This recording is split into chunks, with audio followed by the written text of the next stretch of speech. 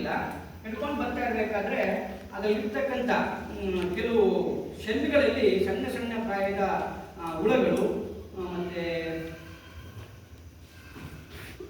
ಈ ರೀತಿ ಹಿಡ್ಕೊಂಡು ಬರ್ತಾ ಇರ್ತಾರೆ. ಕಾಣ್ತಲ್ಲ, ಈ ರೀತಿ ಹಿಡ್ಕೊಂಡು ಬರ್ತಾ ಇರ್ತಾರೆ. ಅಂದರೆ ಈ ಕಡೆ ಈಗ ಕಾಣುತ್ತೆ. ಈಗ ನನಗೆ ಈ ಕಡೆ ಭಾಗ ಕಾಣ್ತಾ ಇದೆ, ನಿಮ್ಗೆ ಈ ಕಡೆ ಭಾಗ ಕಾಣ್ತಾ ಇದೆ ಅಲ್ವಾ? ಸೊ ಇದು ಈ ಕಡೆ ನೋಡ್ಬೇಕಲ್ಲ, ಈಗ ತಿರುಗಿಸಿ ನೋಡ್ತಾರೆ. ಸೊ ಆ ಒಂದು ಕಟ್ಟಿರ್ತಕ್ಕಂಥ ಒಂದು ಇದರಲ್ಲಿ ಎರಡೂ ಕಡೆ ಶೆಲ್ಗಳಿರುತ್ತೆ. ಆ ಶೆಲ್ಗಳಲ್ಲಿ ಇವರು ಹಿಂಗೆ ನೋಡ್ತಾರೆ. ಹಿಂಗೆ ನೋಡಾದ್ಮೇಲೆ ಏನು ಮಾಡ್ತಾರೆ, ಇದು ಉಲ್ಟಾ ಟೆಸ್ಟ್ ನೋಡ್ಬೇಕಾದ್ರೆ ದ್ರವರೂಪದ ವಸ್ತು ಅಂತೇಳಿ ಚೆಲ್ಲುತ್ತೆ.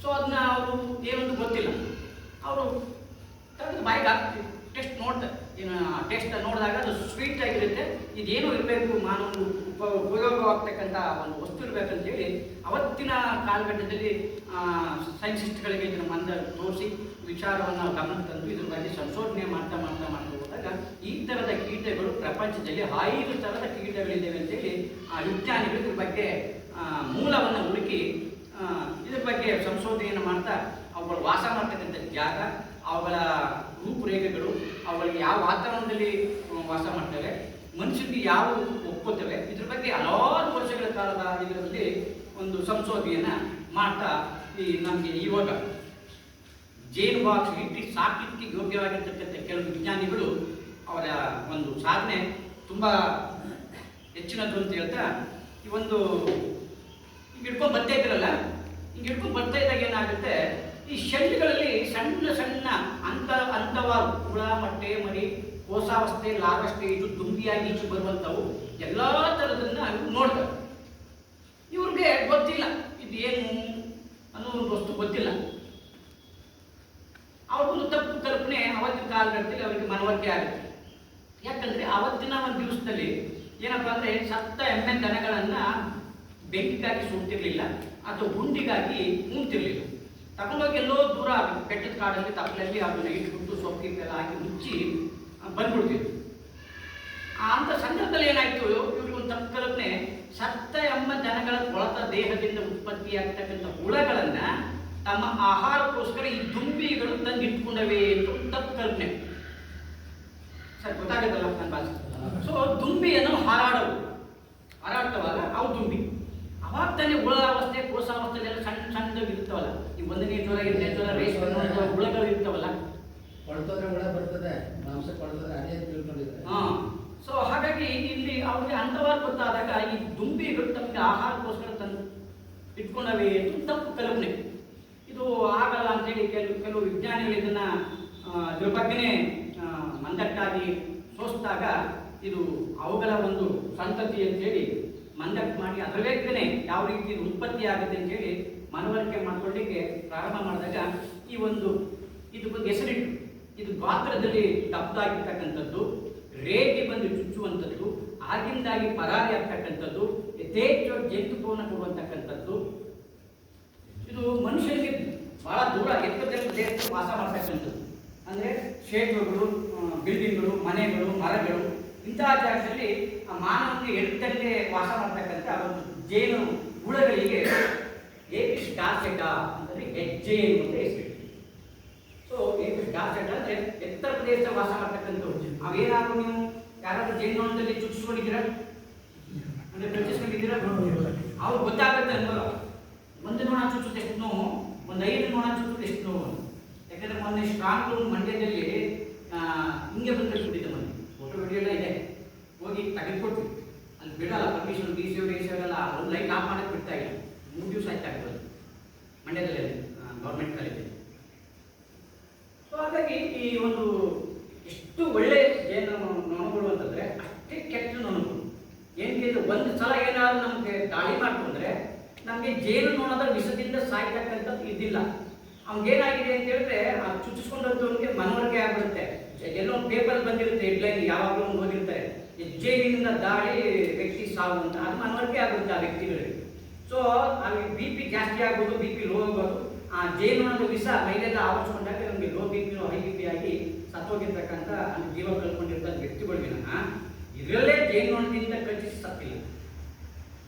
50 ಹೆಜ್ಜೇನು ಕಡಿದ್ರೂ ಕೂಡ ಒಂದು ಧೈರ್ಯವಾಗಿರಬೇಕು. ಉರಿ ಆಗುತ್ತೆ, ನೋವಾಗುತ್ತೆ, ವಾಮಿಟ್ ಆಗುತ್ತೆ, ಅಲ್ಲಿ ಸುತ್ತದ ಜಾಗದಲ್ಲಿ ಕೂತ್ಕೊಳ್ಳುತ್ತೆ. ಇದು ಪ್ರಕೃತಿ. ಸೊ ಧೈರ್ಯವಾಗಿದ್ದರೆ ಮತ್ತೆ ಅದು ಪ್ರಥಮ ಚಿಕಿತ್ಸೆ ಮತ್ತೆ ಏನು ಅನ್ಕೋಸ್ಕೊಂಡ್ರೆ ಏನೂ ಆಗಲ್ಲ, ಬಟ್ ಭಯ ಅಂತ ಕೊಡಬಾರ್ದು. ಸೊ ಹೆಜ್ಜೆನು ವಿಷಯ.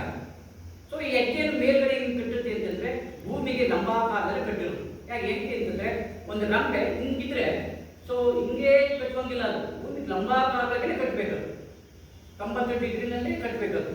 ಸೊ ಇಲ್ಲೇನಾಗುತ್ತೆ ಅಂತ ಹೇಳಿದ್ರೆ ಮೇಲ್ಭಾಗದಲ್ಲಿ ಜೇನುತುಪ್ಪ, ಕೆಳಭಾಗದಲ್ಲಿ ಪರಾಗ, ಅದರ ಕೆಳಭಾಗದಲ್ಲಿ ಹುಳ ಮೊಟ್ಟೆ ಮತ್ತಿನ ಸಂಸಾರವನ್ನು ಮಾಡಿಕೊಳ್ಳುವಂಥದ್ದು. ನೀವು ನೋಡಿರ್ತೀರಿ. ಸೊ ಹೆಜ್ಜೆಯನ್ನು ಸರ್ವಸಾಮಾನ್ಯವಾಗಿ ಹಿಂಗೆ ಕಟ್ಟುತ್ತೆ, ವಿ ಶೇಪ್. ಮೇಲ್ಭಾಗದಲ್ಲಿ ಜೇನುತುಪ್ಪ ಇರುತ್ತೆ, ಅದ್ರ ಕೆಳಭಾಗದಲ್ಲಿ ಪರಾಗ. ಜೇನುತುಪ್ಪ ಎಲ್ಲಿ ಸಿಗುತ್ತೆ ಅಂತ ಸ್ವಲ್ಪ ನಿಮಗೆ ಗೊತ್ತಿರುತ್ತೆ. ಹೂವಿನಲ್ಲಿ ಬೆಳೀತಕ್ಕಂಥ ಪುಷ್ಪರಸ ಅಥವಾ ಮಕರಂದ. ಎರಡಲ್ಲ ಯಾವ ಒಂದನ್ನು ತಿಳ್ಕೋಬಹುದು. ಸೊ ಇದನ್ನ ತಾನು ತಿಂದು ಅಲ್ಲಿ ಪ್ರಕ್ರಿಯೆಗಳನ್ನ ಬೆಳೆಸಿ ಅದನ್ನು ವಾಪಸ್ ತಂದು ಜೇನುತುಪ್ಪವಾಗಿ ಪರಿವರ್ತನೆ ಮಾಡ್ತಕ್ಕಂಥದ್ದು ಯಾವುದು ಜೇನುನೊಣ. ಮತ್ತೆ ಆ ಜೇನುತುಪ್ಪನ ಮೇಲ್ಭಾಗದ ಸಂಗ್ರಹಣೆ ಮಾಡ್ತದೆ, ಕೆಳಭಾಗದಲ್ಲಿ ಪರಾಗ ಅಂತ ಹೇಳ್ತೀವಿ ನಾವು. ಪರಾಗ ಅಂದರೆ ಪೋಲನ್ ಅಂತ ಹೇಳ್ತೀವಿ. ಸೊ ಅದು ಎಲ್ಲಿ ಸಿಗುತ್ತೆ ಅಂದರೆ ಹೂವಿನಲ್ಲೇ ಸಿಗುತ್ತೆ. ಆ ಹೂವಿನಲ್ಲಿ ಏನಪ್ಪ ಅಂದರೆ ಈ ಉದಾಹರಣೆಗೆ ಕುಂಬಳಕಾಯಿ ಹೂವು ದಪ್ಪ ಹೂ ಬಿಡುತ್ತಲ್ಲ, ಒಳಗಡೆ ಕೈ ಹಾಕಿ ನೋಡಿ ಎಲ್ಲ ಅಂಟ್ಕೊಳುತ್ತೆ, ಕಲ್ಕಲ. ಸೊ ಅದೇ ಥರ ಮುಟ್ಟದ ಮುನಿ ಹೂವಿಂದ ಹಿಡಿದು ದೊಡ್ಡ ದೊಡ್ಡ ಹೂಗಳು, ಎಷ್ಟೇ ಗಾತ್ರದ ಹೂಗಳು, ಯಾವುದೇ ಬಣ್ಣದ ಆಕಾರದಲ್ಲಿರ್ತಕ್ಕಂಥ ಹೂಗಳಲ್ಲಿ ಅದೇ ಬಣ್ಣದ ಪರಾಗ ಸಿಗುತ್ತೆ. ಅದನ್ನು ಈ ಜೇನುಗಳು ನೋಡಿ ಯಾವುದು ಪುಷ್ಪರಸ ದ್ರವ ರೂಪದಲ್ಲಿರ್ತಕ್ಕಂಥದ್ದು, ಈ ಪರಾಗ ಘನ ರೂಪದಲ್ಲಿರ್ತಕ್ಕಂಥದ್ದು. ಸೊ ಇವೆರಡನ್ನ ಏನು ಮಾಡುತ್ತೆ, ಈರುನಳಿಕೆ ಮುಖಾಂತರ ಹೀರ್ಕೊಳ್ಳುತ್ತೆ. ಜೇನು ಅಂದ್ರೆ ಮಕರಂದ ತರ್ತಕ್ಕಂಥದ್ದು ಪರಾಗ ತರಲ್ಲ, ಪರಾಗ ತರ್ತಕ್ಕಂಥದ್ದು ಮಕರಂದ ತರಲ್ಲ. ಇನ್ನು ಕೆಲವು ಭಾಗಗಳಿವೆ ಅದರಲ್ಲಿ, ಬೋನು ತರುವಂಥದ್ದು, ನೀರು ತರುವಂಥದ್ದು, ಪರಾಗ, ನೆಕ್ಟರ್ ಅಂದರೆ ಪುಷ್ಪರಸ. ಸೊ ಇವೆಲ್ಲನೂ ಕೆಲವು ನೊಣಗಳು ಅದನ್ನೇ ಅವೇ ಡಿವೈಡ್ ಮಾಡ್ಕೊಂಡಿರ್ತಾರೆ.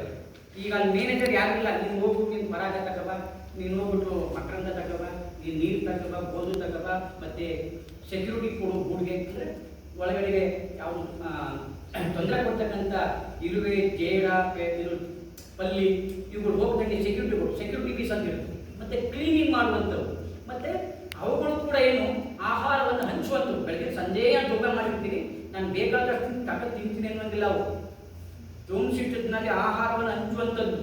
ಅವು ಕೂಡ ಅಂದರೆ ಒಂದು ಆರೋಗ್ಯವಾಗಿರ್ತಕ್ಕಂಥ ಬಲಿಷ್ಠವಾದಂಥ ಜೇನುಗೂಡಿನಲ್ಲಿ ಸುಮಾರು ಹೆಜ್ಜೆನಾದರೆ ಸುಮಾರು ಒಂದು 60, 70, 80, 1 ಲಕ್ಷ ಹುಳಗಳು ಇರ್ತದೆ. ಸೊ ಅವುಗಳಲ್ಲಿ ಕೆಲಸವನ್ನು ವಿಭಜನೆ ಮಾಡಬೇಕು ಆಗಲಿ. ಯಾಕಂದರೆ ಒಂದೊಡನೆ ಪರಾಗ ತರುವಂಥದ್ದು, ಮಕರಂದ ತರುವಂಥದ್ದು ಕೆಲಸ ಮಾಡಲಿಕ್ಕೆ ಆಗೋದಿಲ್ಲ.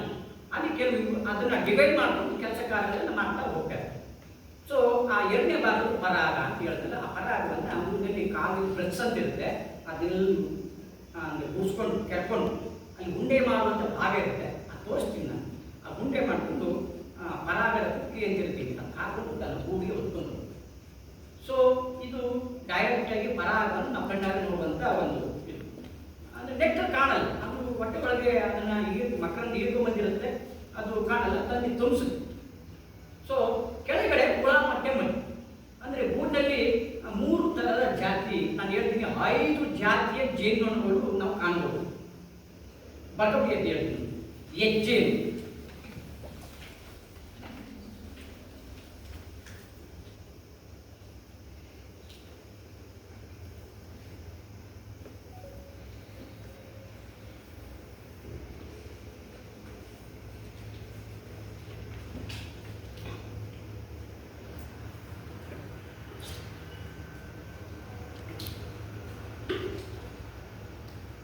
ಆಯ್ತಾ ಸರ್.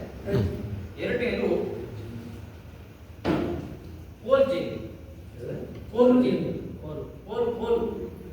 ಕೋಲು ಜೇನು ಅಂತ ಕಡ್ಡಿ ಜೇನು, ಕೋಲ್ ಜೇನು, ಅದು ವೈಜ್ಞಾನಿಕ ಇಂಗ್ಲಿಷ್ನಲ್ಲಿ ಎಕ್ಸ್ಪ್ಲೋರಿಯಾ ಅಂತಾರೆ.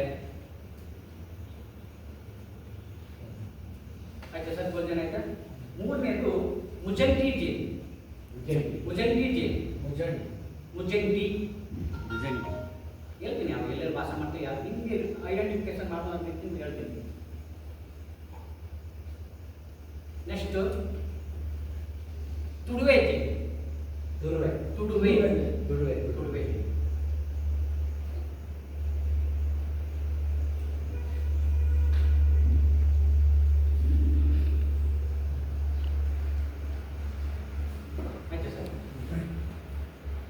ಐದನೇದು ಎಪಿಸ್ ಮೆಲಿಫೆರಾ ಅಂತ. ಎಪಿಸ್ ಮೆಲಿಫೆರಾ ಅಂದರೆ ವಿದೇಶಿ ಯುರೋಪಿಯನ್ ಜೇನು. ಯುರೋಪಿಯನ್ ಜೇನು. ಯುರೋಪಿಯನ್ ಜೇನು ಅಂತ ಎಪೀಸ್ ಬೇರೆ. ಮೆಲಿಫೆರಾ ಅಂತ ವೈಜ್ಞಾನಿಕ ಹೆಸರು. ಸಾಹೇಬ್ ಹೇಳ್ದಂಗೆ ಅದು ಯುರೋಪಿಯನ್ ಡಿಶ್, ನಮ್ಮ ದೇಶದ್ದಲ್ಲ. ಅದು ನಮ್ಮ ಇಲ್ಲಿ ಏನು ಹೇಳ್ತಾರೆ ಅದನ್ನ ಪರದೇಶಿ ನೋಣ ಅಂತ ನಾವು ಹೇಳ್ತಾರೆ. ಇಲ್ಲೂ ಪರದೇಶಿ ನೋಣ. ಜೇನು ಅಂತಲೇ ಕರೆಯೋದು. ಸರ್, ಯುರೋಪಿಯನ್ ಜೇನು. ಯುರೋಪಿಯನ್ ಜೇನು ಅಂತ ಕರೆಯೋದು ಅದನ್ನ. ಸರ್, ಇಲ್ಲಿ ಏನಾಗಿದೆ ಅಂದ್ರೆ ನಮ್ಮಲ್ಲಿ ಏಪಿಸ್ ಸೆನೆನ ಹಿಂಡಿಕಾ ಅಂತ ಹೇಳ್ತೀವಿ, ಭಾರತೀಯ ತುಳುವೆ ಜೇನು ಅಂತ. ಅಲ್ಲಿ ಏಪಿಸ್ ಮಿಲಿಫೆರಾ ಅಂತ ಹೇಳ್ತಾರೆ. ಅಲ್ಲಿ ಲೋಕಲ್ ಅದು, ಅಲ್ಲಿ ಲೋಕಲ್, ಅಲ್ಲಿ ಸಾಕ್ತಾರೆ ಅದನ್ನ. ನಮ್ಮ ವಾತಾವರಣ ನಮ್ಮ ದೇಶದಲ್ಲಿ ಸಾಕಕ್ಕೆ ಆಗಲ್ಲ, ಹೇಳ್ತೀನಿ ನಾನು. ಸೊ ಈ ಹೈದರ ಜೇನುಣ ಈ ಭೂಮಿ ಮೇಲೆ ನೋಡ್ಬೋದು. ಸೊ ಇದೆಲ್ಲ ಸಾಕಾಣಿಕೆ ಮಾಡುವಂಥದ್ದಲ್ಲ ಪ್ರಕೃತಿಲಿ ಇರೋದು. ಹನಿ ಬೀಸು ಅದ್ರ ಯಾವ ಸಾಕಾಣಿಕೆ ಮಾಡೋದು ಹೇಳ್ತೀವಿ. ಹಾಂ. ಈಗ ಹೆಜ್ಜೆಗಳನ್ನ ಸಾಕಲಿಕ್ಕೆ ಪ್ರಯತ್ನ ಮಾಡುದು ಆಗಲಿಲ್ಲ. ಹಲವಾರು ವಿಜ್ಞಾನಿಗಳು ಇದನ್ನ ಸಂಶೋಧನೆ ಮಾಡುದು. ಮರುಭೂಮಿಗಳಲ್ಲೂ ಕೂಡ ಇದನ್ನ ಸಾಕಾಣಿಕೆ ಮಾಡಲಿಕ್ಕೆ ಪ್ರಯತ್ನ ಮಾಡುದು. ಅಲ್ಲಿ ಒಂದು ಚಿಕ್ಕದೊಂದು ಮರ ನೆಟ್ಟಿ, ಒಂದು ದೊಡ್ಡದೊಂದು ಮರ ನೆಟ್ಟಿ, ಅಲ್ಲಿಗೆ ಒಂದು ಹಲಗೆ ಹಾಕಿ ಕೆಳಗಡೆ ಮೇಣವನ್ನ ಅದನ್ನ ಇದು ಮಾಡಿ ಏನೇನು ಮಾಡುದು. ಅಲ್ಲಿ ಸಾಕ್ಲಿಕ್ಕೆ ಆಗಲಿಲ್ಲ. ಅದು ಎಲ್ಲೂ ವಾಸ ಮಾಡಬೇಕು ಅಂತ ಇಷ್ಟಪಡ್ತು, ಅದಷ್ಟು ಅಲ್ಲೇ ನಾವು ಎಷ್ಟೇ ಇದು ಮಾಡಿದ್ರು ಎಮ್ಮೆ ಜನಾಂಗ ಹಾಗಾಗಿ ಬಿಟ್ಟಾಕಕ್ಕೆ ಆಗೋದಿಲ್ಲ ಜೇನುನೊಣ. ಸೊ ಹಾಗಾಗಿ ಅದ್ರಲ್ಲಿ ಸಾಕಲಿಕ್ಕೆ ಯೋಗ್ಯವಾಗಿರ್ತಕ್ಕಂಥ ಜೇನುನೊಣ ಅಲ್ವೇ ಅಲ್ಲ, ಯಾವುದು ಹೆಜ್ಜೆ. ಸೊ ನಾನು ಈ 5 ಬಗೆ ಜೇನು ಹೇಳಿದ್ನಲ್ಲ, ಅದರಲ್ಲಿ 3 ಜಾತಿ ನೊಣಗಳಿವೆ. 3 ಜಾತಿ ನೊಣ ಯಾವುದು? ಒಂದು ಗೂಡು ಹೆಜ್ಜೆನ ತಗೊಳ್ಳಿ, ತುಳುವೆ ಜೇನು, ಮುಜಂಟಿ, ಎಪಿಸ್ ಮೆಲಿಫೆರಾ ಯಾವ್ದಾದ್ರು ತಗೊಳ್ಳಿ, ಅದರಲ್ಲಿ ಗಂಡು ನೊಣ, ರಾಣಿ ನೊಣ, ಕೆಲಸಗಾರ ನೊಣ ಅಂತ 3 ಜಾತಿ ನೊಣಗಳಿವೆ. ಪ್ರತಿಯೊಂದು ಸಬ್ಜಾತಿಯ ನೊಣಗಳಲ್ಲೂ ಕೂಡ ಈ 3 ಜಾತಿ, ಗಂಡು ನೊಣ, ರಾಣಿ ನೊಣ, ಕೆಲಸಗಾರ ನೊಣ. ಆಮೇಲೆ ಕೆಲಸಗಾರ ನೊಣ ರಾಣಿ ಮತ್ತೆ ರಾಣಿ ನೊಣ. ಎರಡನೇದು ಏನಂದ್ರೆ ಕೆಲಸಗಾರ,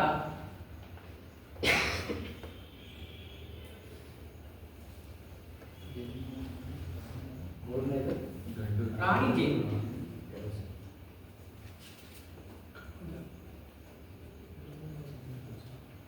ಆಯ್ತಾ ಸರ್? ಸೊ ಈ 5 ಬಗೆ ಜೇನುನೊಣಗಳು ಕೂಡ 3 ಜಾತಿ ನೊಣಗಳು, ಗಂಡು ನೊಣ, ಕೆಲಸಗಾರ ನೊಣ, ರಾಣಿ ನೊಣ ಅಂತ 3 ಜಾತಿ ನೊಣಗಳು ಇರ್ತವೆ. ಸೊ ಈಗ ನಾನು ಹೇಳಿದೆ ಹೆಜ್ಜೆಗೆ ಎಲ್ಲಿ ವಾಸ ಮಾಡುತ್ತೆ ಅಂತ. ಈಗ ಎರಡನೇದು ಕೋಲ್ ಜೇನು. ನೀವು ನೋಡಿದ್ದೀರಲ್ವಾ, ಈ ಅಂಟುವಾಳ ಗಿಡ ಹೌದು. ಅಥವಾ ಒಟ್ಟಾರೆ ನೆಲ್ಲಿಕಾಯಿ ಗಿಡ ಅಥವಾ ರೋಜಲ್ ಗಿಡ, ಇಲ್ಲಿ ನಮ್ಮ ಹಳ್ಳಿ ಭಾಗಗಳಲ್ಲಿ ಕಾಣುತ್ತೆ. ಸಣ್ಣದಾಗಿ ಒಂದು ಗೂಡು ಕಟ್ಕೊಂಡಿರುತ್ತೆ, ಕಡ್ಡಿ ಕೆಳಗಡೆ ಇರುತ್ತೆ. ಅದ್ರ ಸ್ವಭಾವ ಏನಪ್ಪ ಅಂದ್ರೆ ಕಡ್ಡಿ ಮೇಲ್ಭಾಗದಲ್ಲಿ ಜೆದ್ದುಕೊಂಡು ಕಡ್ಡಿ ಮೇಲ್ಭಾಗದಲ್ಲಿ ಕಾಮನ ಬಿಲ್ಲಾಗದಲ್ಲಿ ಕಡ್ಡಿ ಮೇಲ್ಭಾಗದಲ್ಲಿ ಕಟ್ಟುತ್ತೆ. ಯಾಕಂತಂದ್ರೆ ಅದು ತಯಾರು ಮಾಡ್ತಕ್ಕಂಥ ವ್ಯಾಕ್ಸ್ ಮೇಣ ಸ್ಮೂತ್, ಬಹಳ ಅಗಲವಾದಂಥ, ತೆಳುವಾದಂಥ. ಜೇನುತುಪ್ಪ ತೂಕ ಆದರೆ ಕಡ್ಡಿ ಸಮೇತ ಬಿದ್ದೋಗ್ಬಿಡುತ್ತೆ ಅನ್ನೋ ಒಂದು ಉದ್ದೇಶಕ್ಕೆ ನಾನು ಮೊದಲೇ ಹೇಳಿದ್ದೀನಿ, ಇವ್ರು ಯಾರು ಹೆಡ್ ಮೇಸ್ತ್ರಿ ಇಲ್ಲ, ಮತ್ತೊಬ್ಬರು ಮೇಸ್ತ್ರಿ ಏನಿಲ್ಲ, ಕೆಳಗಡೆ ಫ್ಯಾಮಿಲಿ ಮಾಡ್ಕೊಡುತ್ತೆ. ಒಂದು ಜನ ಮೇಲ್ಭಾಗದಲ್ಲಿ ಕಾಮನಾಗಿಲ್ಲ ಹಂಗೆ ಜೇನುತುಪ್ಪವನ್ನು ಸಂಗ್ರಹಣೆ ಮಾಡುತ್ತೆ. ಇದನ್ನು ಕೂಡ ನಾವು ಸಾಕ್ಲಿಕ್ಕೆ ಆಗೋದಿಲ್ಲ. ಇದಕ್ಕೆ ಗಾಳಿ ಒಂದು 50% ಬೇಕು, ಬೆಳಕು 50% ಬೇಕು, ಹೆಜ್ಜೆಗೆ ಸಮ ಬೇಕು. ಸೊ ಮೂರನೇದು ಮುಜಂಟಿ ಜೇನು. ನೀವು ನೋಡಿರ್ತೀರಿ, ಸಣ್ಣ ಸೊಳ್ಳೆಗಿರುತ್ತೆ, ಅದು ಹುಣಸೆ ಮರಕ್ಕೆ ಜಾಸ್ತಿ ಹೋಗುತ್ತೆ.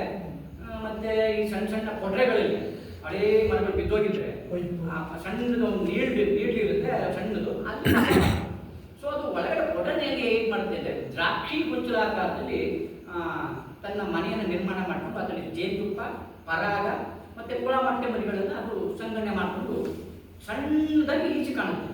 ಸೊ ಆ ಈ ಸಣ್ಣಗೆ ಒಂದಿಷ್ಟು ನೀಡಲಿ ಏನಕ್ಕಪ್ಪ ಅಂತ ಹೇಳಿದ್ರೆ ಅದರಲ್ಲಿ ಅಂಟು ದ್ರವಗಳನ್ನು ಅಂಟಿಸಿರುತ್ತದೆ.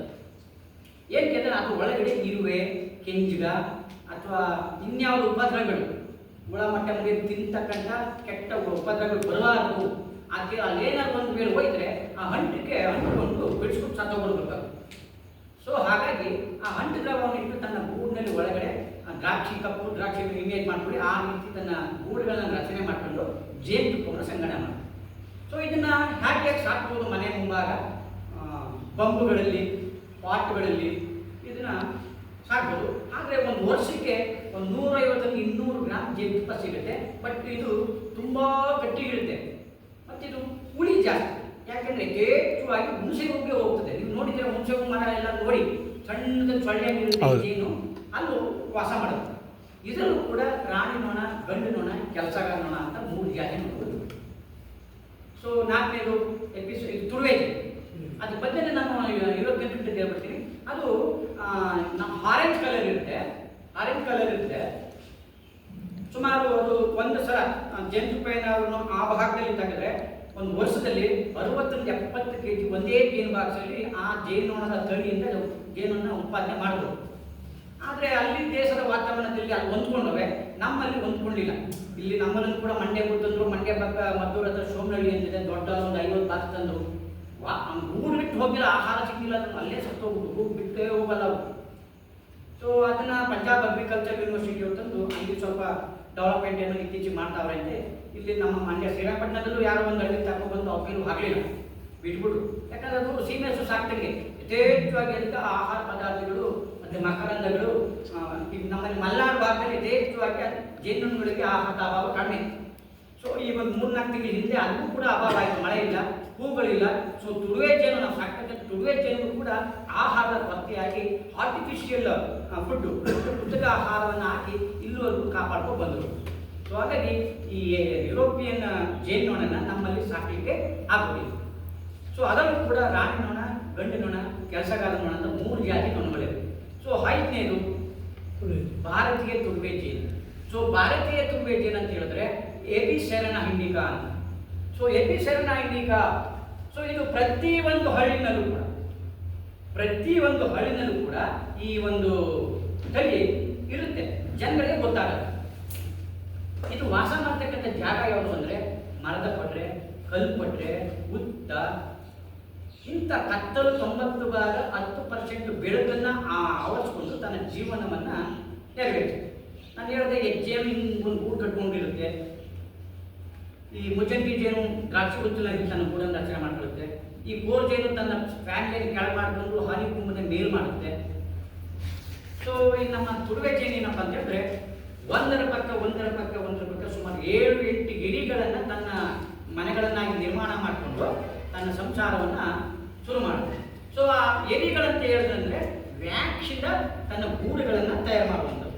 ವ್ಯಾಕ್ಸಿನ್ ಸಿಗುತ್ತೆ ಅದಕ್ಕೆ ಅಂದರೆ ಈ ಒಂದು 8-10-12 ದಿವಸದ ಅವಧಿಯಿರ್ತಕ್ಕಂಥ ಜೇನು ನೊಣಗಳಲ್ಲಿ ಈ ಮೇಣದ ಗ್ರಂಥಿ ಅಂತ ಹೊಟ್ಟೆ ಕೆಳಭಾಗದಲ್ಲಿರ್ತದೆ. ಸೊ ಆ ಹೊಟ್ಟೆ ಕೆಳಭಾಗ ಮೇಣ ಜಿಂಡುತ್ತೆ. ಸೊ ಈ ಹಸುಗಳು, ಎಮ್ಮೆಗಳು, ಕರುಗಳು ಅಂದರೆ ಕರುವಾಗ್ದಾಗ ಒಂದು ವಾರ ಪಿಂಡ ಅಂತ ನಮ್ಮ ಮನೇಲಿ ಬಳಸ್ತೀವಿ ಅಂತ ಗೊತ್ತಿಗೆ ಕೆಲವಕ್ಕೆ. ಸೊ ಅದೇ ರೀತಿ ಈ ಎಳೆಯ ಪ್ರಾಯದ ನೊಣಗಳಿಂದ ಸ್ವಲ್ಪ ಅವಧಿನಲ್ಲಿರ್ತಕ್ಕಂಥ ನೊಣಗಳು ಜಿನುಗುತ್ತೆ. ಸೊ ಅದನ್ನು ನೀವು ಕೆರೆದು ಬಾಯಿಗಾಗಿ ಹದ ಮಾಡಿ ತನ್ನ ಮನೆಗಳನ್ನು ನಿರ್ಮಾಣ ಮಾಡ್ಕೊಳ್ತೀವಿ. ಪ್ಯೂರ್ ವ್ಯಾಕ್ಸ್ ಯಾವುದು ತಯಾರು ಮಾಡ್ತಕ್ಕಂಥ ವಸ್ತು ಅಲ್ವೇ ಇಲ್ಲ. ಈಗ ನೀವು ಕೆಲವರು ಮೇಣ ಅಂದ್ಬಿಟ್ಟು ಅಲ್ಲಿಂದ ಪ್ಯೂರ್ ಮೇಣ ಯಾರು ಕೂಡ ಅವ್ರೇನಾದ್ರು ಅಪ್ಪರೋ ಪ್ಲಾಸ್ಟಿಕ್ ಇನ್ನೊಂದು ಕೆಮಿಕಲ್ಸ್ ಹಾಕಿ ಅದನ್ನು ಕೆಲವು ಕಡೆ ಅದನ್ನು ಬಳಕೆ ಯಾವಾಗ ಅಂತ ಹೇಳ್ತೀವಿ.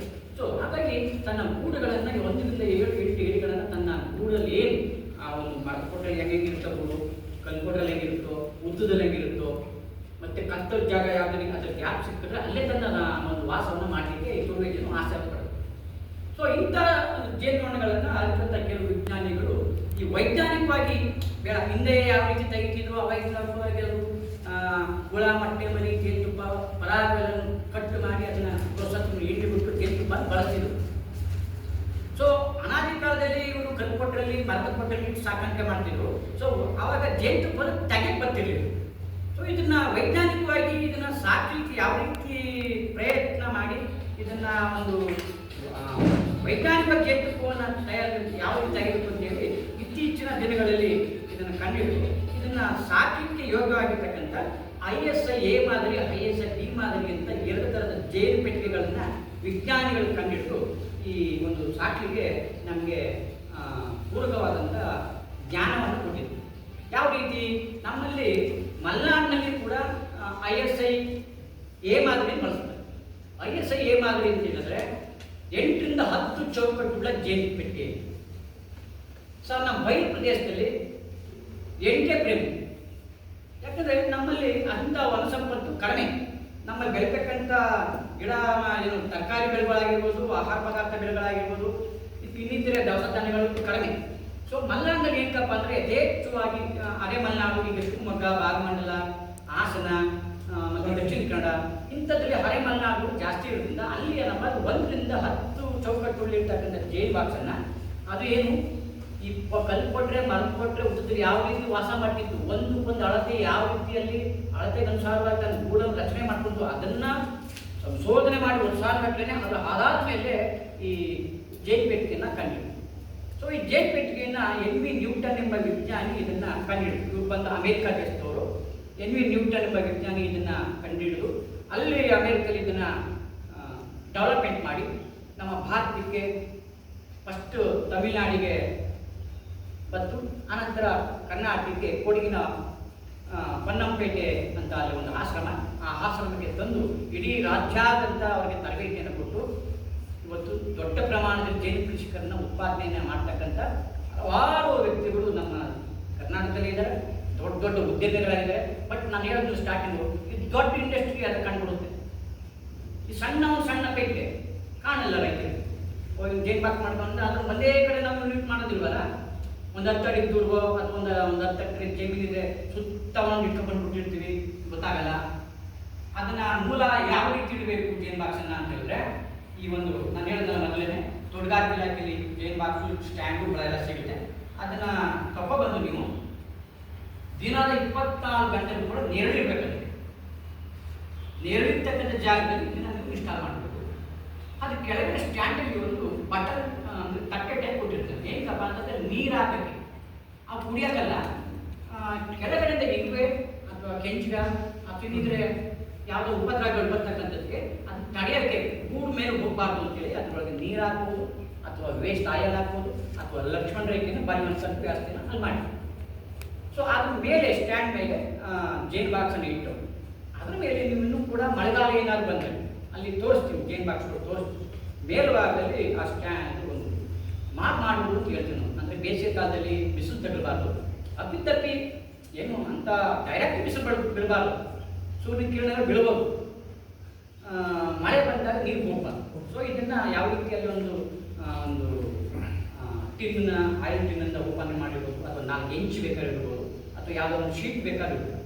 ಇದನ್ನು ಇಟ್ಟು ಈ ಜೇನು ಕೃಷಿಯನ್ನು ನೀವು ನಿಮ್ಮ ಒಂದು ಜಮೀನಲ್ಲಿ ಮಾಡ್ಬೋದು, ಮನೆ ಮುಂಭಾಗ ಕಾಂಪೌಂಡ್ ಇದ್ರೂ ಮಾಡ್ಬೋದು, ಅಥವಾ ಹಿಂಭಾಗ ತೋಟದ ಮನೆ ಹಿಂಭಾಗ ಕೈ ತೋಟದಲ್ಲಿ ಮಾಡ್ಬೋದು, ಬೇರೆ ಬೇರೆ ಟೆರೆಸ್ ಮೇಲೆ ಮಾಡ್ಬೋದು. ಈಗ ಸಿಟಿಗಳಲ್ಲಿ ಎಲ್ಲಿ ಜಮೀನು ಸಿಟಿಲಿ ಇರ್ತಾ ಅವ್ರು ಜೇನುತುಪ್ಪ ಬೇಕು, ಪ್ಯೂರ್ ಜೇನುತುಪ್ಪ ಮನೆ ಮೇಲೆ ಇಟ್ಕೋತಾರೆ ಅಥವಾ ಮನೆ ಕೆಳಗಡೆ ತೋಟದಲ್ಲಿ ಇಟ್ಕೋತಾರೆ. ಒಂದು 2 ಬಾಕ್ಸು 3 ಬಾಕ್ಸು 4 ಬಾಕ್ಸ್ ಇಟ್ಕೋತಾರೆ. ಸೊ ಪಕ್ಕಾ ರೈತರು ತಮ್ಮ ಬೆಳೆ ಉತ್ಪಾದನೆ ಜಾಸ್ತಿಗೋಸ್ಕರ ಈ ಒಂದು 10ರಿಂದ 20 ಬಾಕ್ಸನ್ನು ಜೇನು ಬಾಕ್ಸನ್ನು ಅವರು ತಮ್ಮ ತೋಟಗಳಲ್ಲಿ ಬೆಳೆದಿರ್ತಕ್ಕಂಥ ಬೆಳೆಗಳ ಆಧಾರದ ಮೇಲೆ ಜೇನು ಬಾಕ್ಸ್ಗಳನ್ನು ಅವಶ್ಯಕತೆ ಇರಬೇಕು.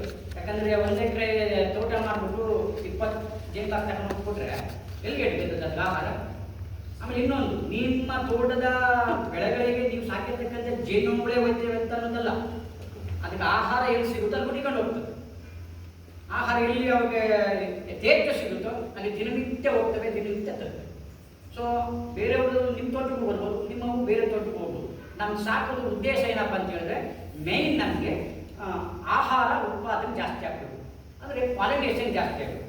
ಪಾಲಿನೇಷನ್ ಈಗ ಜಾಸ್ತಿ ಆಗಬೇಕು ಅಂತಂದರೆ ಜೇನುನೊಣ ಇತ್ತು. ಸೊ ಪಾಲಿನೇಷನ್ ಯಾವ ರೀತಿ ಆಗ್ತಿತ್ತು ಇದೆಲ್ಲ ಅಂತಂದರೆ ಮಳೆಯಿಂದ ಆಗ್ತಿತ್ತು, ಪ್ರಾಣಿಗಳಿಂದ ಆಗ್ತಿತ್ತು, ಪಕ್ಷಿಗಳಿಂದ ಆಗ್ತಿತ್ತು. ಆಮೇಲೆ ಕೆಲವು ನಾವು ಚಿಕ್ಕದಿಂದ ನೋಡಿದಾಗ ಈ ಸೂರ್ಯಕಾಂತಿ ಬೆಳೆ ಬಂದು ಮಾತ್ರ ಒಂದೂಗೆ ಜೇನು ಕಟ್ಕೊಂಡು ಬಟ್ಟೆನಿಂದ ಎಣಿಸ್ತಿದ್ರು. ನಾನು ಜೇನು ಹಿಂಗೆ ಮಾಡ್ತಾರಲ್ಲ ಅಂತ ಗೊತ್ತಿಲ್ಲಲ್ಲ, ಆವಾಗ ಏನೋ ನೀವು ಮುದ್ರಕ್ಕೆ ಹೋಗೋಣ. ಆಮೇಲೆ ನೋಡ್ತಾ ಇದು ಪಾಲಿನೇಷನ್ಗೆ ಇಳುವರಿ ಜಾಸ್ತಿ ಆಗಬೇಕೆ ಅಂತ.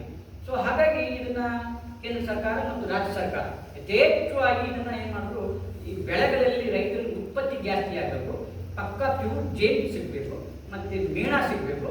ನಮ್ಮ ಭಾಗದಲ್ಲಿ ಬಿಡಿ, ಬೇರೆ ಬೇರೆ ಭಾಗಗಳಲ್ಲಿ ರಾಜಸಾಹಿ ರಸ ಅಂತ ತೆಗಿತಾರೆ, ಮತ್ತು ಜೇನುನೊಣದ ವಿಷ ಅಂತ ತೆಗಿತಾರೆ.